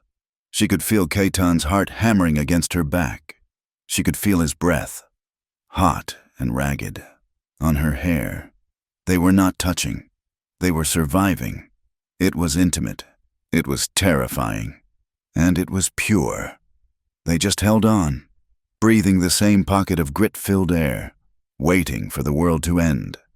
It felt like hours. Slowly, the screaming of the wind dropped to a howl, then a moan, then a whistle. The air was still thick with dust, but it was breathable. Cayetan moved, his muscles aching. "It is passing." They crawled out.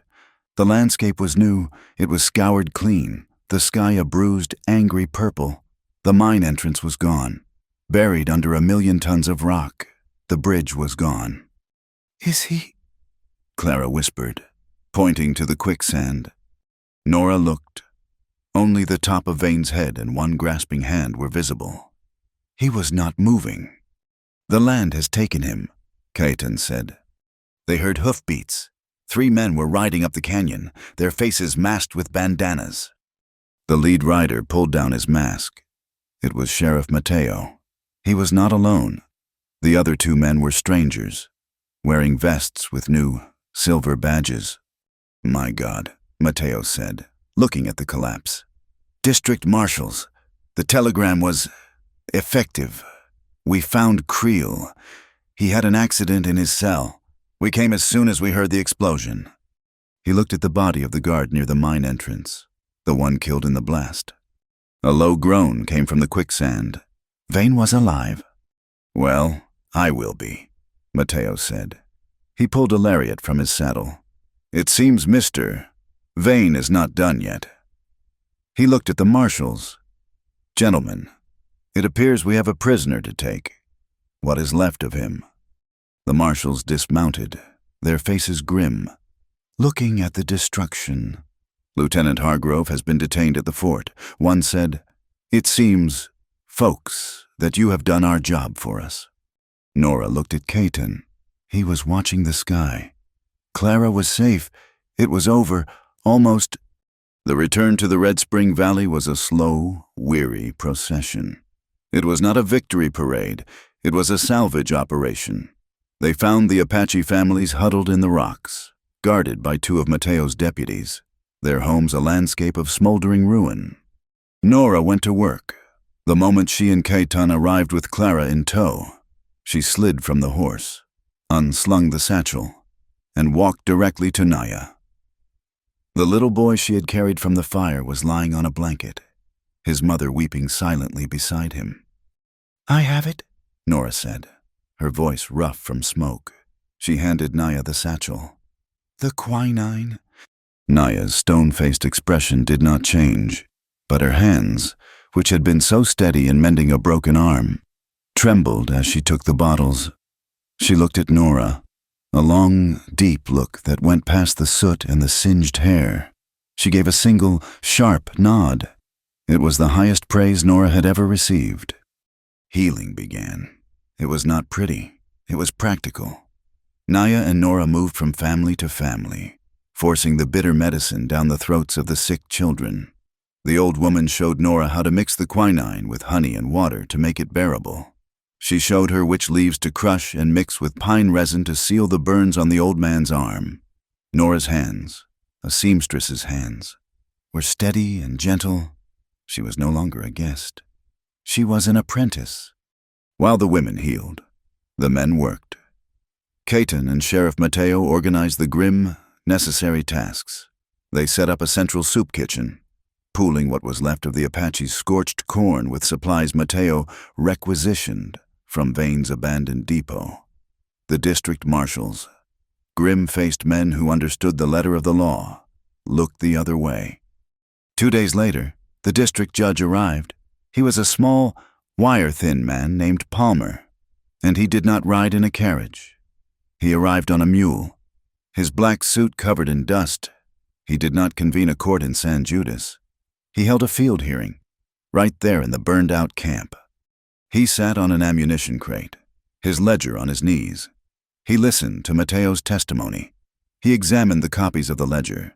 He listened to Nora, who spoke in a quiet, steady voice, telling him everything, from Clara's disappearance to the detonator in Vane's hand. He listened to Caton, who spoke in short, clear sentences about the Red Spring and how Vane's railroad was poisoning the water they had shared for 1,000 years. When it was done, Judge Palmer was silent for a long time. He looked at the burned shelters. He looked at the children, who were already recovering, their fevers broken. He dipped his pen into his inkwell, and he signed a paper. Silas Vane is in federal custody, awaiting trial for conspiracy, attempted murder, and illegal arms trafficking. Lieutenant Hargrove is confined to quarters at the fort, pending a court-martial. This mine, he gestured to the buried mountain, is hereby declared a catastrophic hazard and is closed indefinitely. And the Red Spring, and the lands for 1 mile around it, are placed under the protection of the territorial court, as a resource for all residents. It was not a permanent victory. It was a temporary injunction. But it was peace. It was a wall of paper, stronger than Vane's wall of guns. While the law was being written, Nora searched for her sister. Clara had not helped. She had hidden, wrapped in a blanket, near the stream. She was scrubbing her face, trying to wash away the mine, the bruises, The shame. Nora sat on the rock beside her. She did not speak. She just sat. He told me I was a star, Clara whispered, her voice a raw, broken thing. He said I had fire. He said he would take me to San Francisco, that he would make me a queen. He was a liar. Clara, I knew, Clara said, her voice catching in a sob. I knew it was a lie, Nora, but I wanted it to be true so badly. I wanted to be anything but a girl in a dusty town, sewing her fingers raw. She turned to Nora, her eyes red and swollen. I was so jealous of you, because you were strong. You never wanted anything. You just endured. That is not true, Nora said, her voice quiet. I wanted things. I just could not afford them. I let him promise. Clara broke, her body racked with sobs. And when he had me at the mine, I was so weak. I was a fool. Nora, I was a vain, stupid fool. Nora looked at her sister, this broken, foolish girl who had nearly cost them everything. She felt a wave of, not pity, not anger, just a vast, weary love. She reached out and pulled Clara into her arms. Clara, for the first time in her life, did not pull away. She collapsed against Nora, weeping into her shoulder. We are a family, Clara, Nora whispered, her hand stroking her sister's matted hair. Family is not the people who are perfect. It is the people who hold on when everything else is broken. That night, the air was clean. The smoke was gone. The first heavy drops of the real monsoon. The cleansing rain began to fall.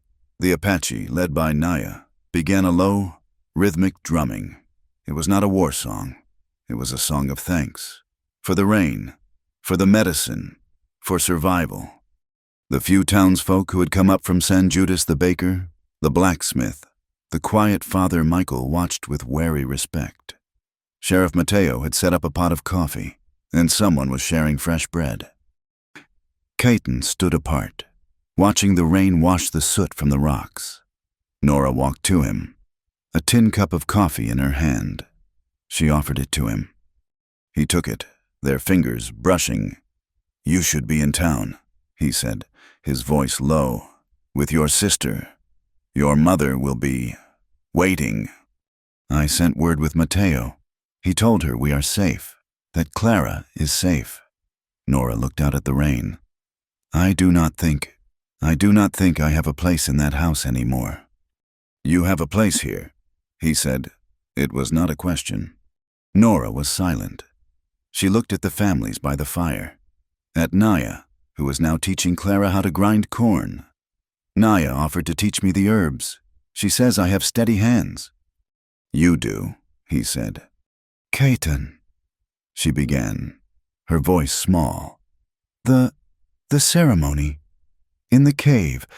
I know it was for the land. It was a symbol, to protect your people. He turned to her. His face was unreadable in the firelight. It was, he said. I do not want to be a symbol, she said, the words a painful rush. I have been a replacement, a symbol, a traitor. I am tired of being what other people need me to be. She met his gaze, her heart in her throat. I want to be a choice. I want to choose. Caton looked at her for a long, long time. He set the coffee cup on the rock. He reached out, not for her, but for the repaired thong at her neck. His finger brushed the small eagle feather. So did I, he said, the boy who found you in the desert. He was a child. The man at the town hall. He was a warrior, making a bargain for his people.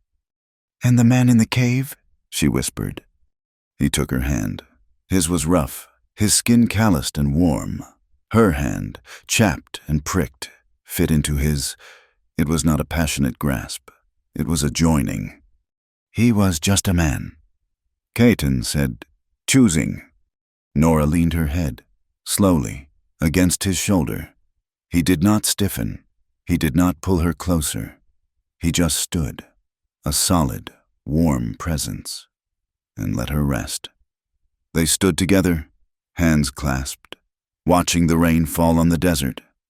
The weeks that followed were a new kind of hard. San Judas was a town without its puppet master, Vane's Railroad.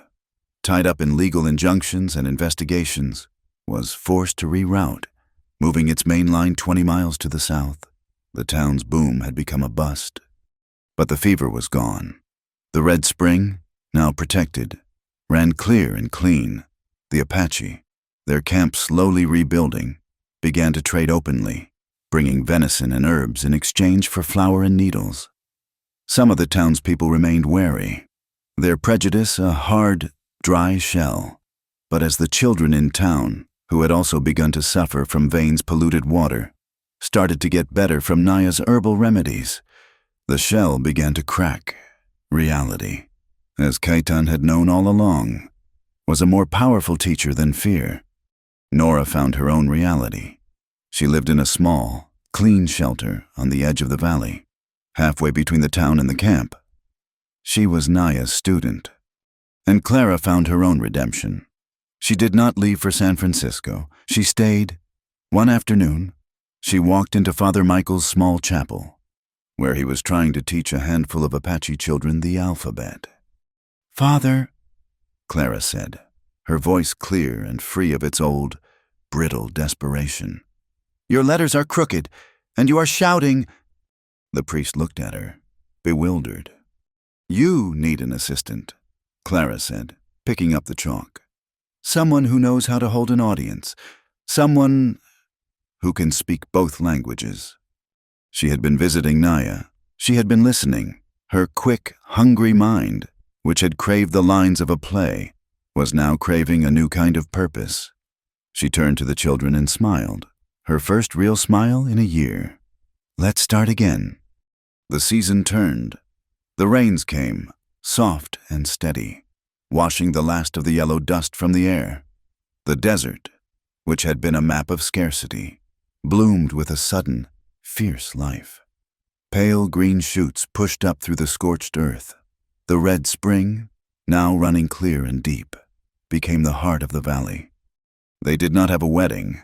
They had a promise, made under the oldest juniper tree on the high mesa, the one that had survived 1,000 seasons. It was not a public spectacle. There was no white dress, no trembling bride. There was just Nora, in a simple brown skirt and a clean linen shirt, her hair unbound, the repaired leather thong at her neck. Kaitan stood opposite her. He wore his mended leather shirt, the one she had stitched. He, too, was unadorned, save for the land itself. Their witnesses were their family, the one they had chosen. Naya, her eyes clear and bright, stood as their elder. Clara, her face scrubbed clean of its old ambitions, held a small bundle of juniper branches, and Sheriff Mateo, his hat in his hands, stood as a friend. Naya did not speak of God or law. She spoke of the land. "A person is a root," she said, her voice like the dry rustle of leaves. "Alone, you are a single plant, and the wind can pull you out. Together, you are the forest. You hold the earth. You make the shade. You feed each other." She looked at Nora. "You came here as a replacement. You stay as a foundation." She looked at Kaitan. "You were a warrior for the rock. Now, you are a husband for the root. Hold her fast." Kaitan did not offer a ring. He offered his hands, palms up. Nora placed her hands in his. "You found me in the desert," she said, her voice quiet, but not trembling. "I was lost. I did not know where I belonged." "You were never lost," he said, his voice low, his grip firm. "You were just waiting. I will not be your shield. Nora, I will be your ground. And I will be your water." She answered, "I will not be your symbol. I will be your home." Clara stepped forward and lit the bundle of juniper. The sweet, sharp smoke washed over them, a blessing of pine and clean fire. Naya nodded. It was done. Their new life was built not on words, but on work, at the place where the valley met the town. just a short walk from the spring. They built a new structure. It was not a house. It was a clinic. It was built of thick adobe, like the town, but its door was round, facing east, like the wiki-ups. It became the truest meeting place in the territory. Nora, with her ledger book and her precise hands, organized the shelves. Bottles of quinine and carbolic acid sat next to Naya's neatly bound bundles of dried herbs. Nora learned the Apache names for the plants, just as Naya learned to read the labels on the brown glass bottles. They were a formidable team, their authority rooted in the simple, undeniable fact that they made people well. Caetan and Mateo built the bridge. They established the rules for the Red Spring, carved onto a thick plank of wood that was planted at the head of the stream. The rules were written twice, first in the neat, block letters of English, and beside them, in the small, sharp, symbolic marks of the Apache. The rules were simple. You take what you need. You leave what you do not. You do not foul the water that gives you life. The spring belongs to all. Caetan taught the children, both from the town and from the camp. He took them into the high desert. The same children who had once been taught to fear his shadow. He showed them how to find water, how to read the tracks of a fox, how to know which plants would feed them and which would kill them. He taught them responsibility.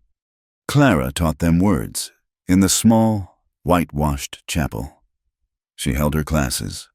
Her old stage energy was now channeled into teaching. She taught the Apache children English, and in return, they taught her their language. She was a natural mimic, and soon her classes were a loud, happy, chaotic mix of two worlds, full of song and laughter. She had found her audience. Sheriff Mateo found himself in a new role, the territorial court. Impressed by his handling of the Vane affair, had formally named him the regional advisor for community relations. He was the law, but he was also the peacemaker. He spent more time at the clinic, drinking Naya's bitter tea than he did in his own office. The final legal threads were tied, not with a bang, but with the quiet scratch of a pen. A letter arrived for Sheriff Mateo one afternoon. He brought it to Nora, who was washing bandages at the spring. He read it to her. The news from Tucson was final. Silas Vane, having survived his time in the quicksand, had not survived the judgment of the court. His assets were seized. His railroad contracts were voided. He was sentenced to 20 years in the federal prison. "And Hargrove?" Nora asked, her hands still in the clean, cold water. "Dishonorably discharged," Mateo said, folding the letter. "Sent back east. He will never wear a uniform again. It was over. The ghosts were gone." That night, the desert was quiet. The rain had passed, leaving the air crystalline, the stars so close it felt as if Nora could reach up and stir them with her hand. She and Caetan sat by the small fire outside their own shelter, a small adobe structure set just up the hill from the clinic, overlooking the valley. They did not talk for a long time. The day's work had been hard. A child in town had broken his arm, and Nora had held him while Naya set the bone. Caetan had been tracking a mountain lion that had come too close to the camp. They were tired, a deep, satisfied exhaustion that came from useful days. He was mending a bridle, his strong, scarred hands working the leather with an easy, familiar rhythm. Nora was watching him, the firelight catching the high planes of his face. He had saved her. He had married her. He had given her a purpose. But more than that, he had seen her. "You are staring," he said, not looking up from his work. "I'm looking," she said. He stopped. He set the bridle aside. He looked at her. "What do you see?" "My husband," she said.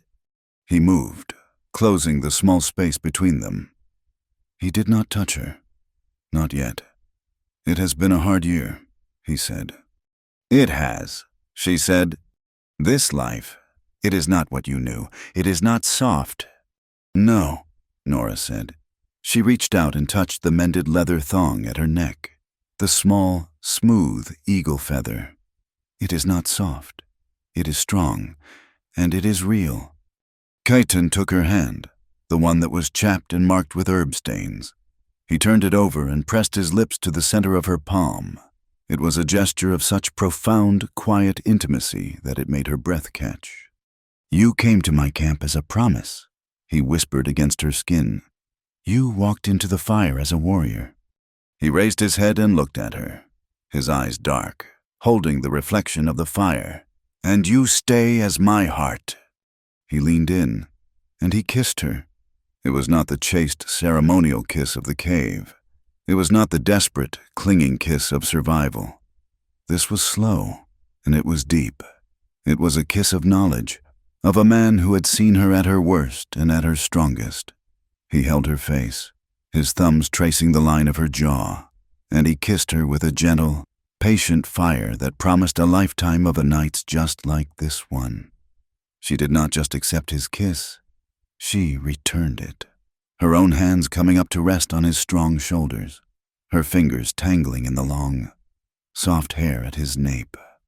They stayed there, by the fire, under the vast, silent, starry sky.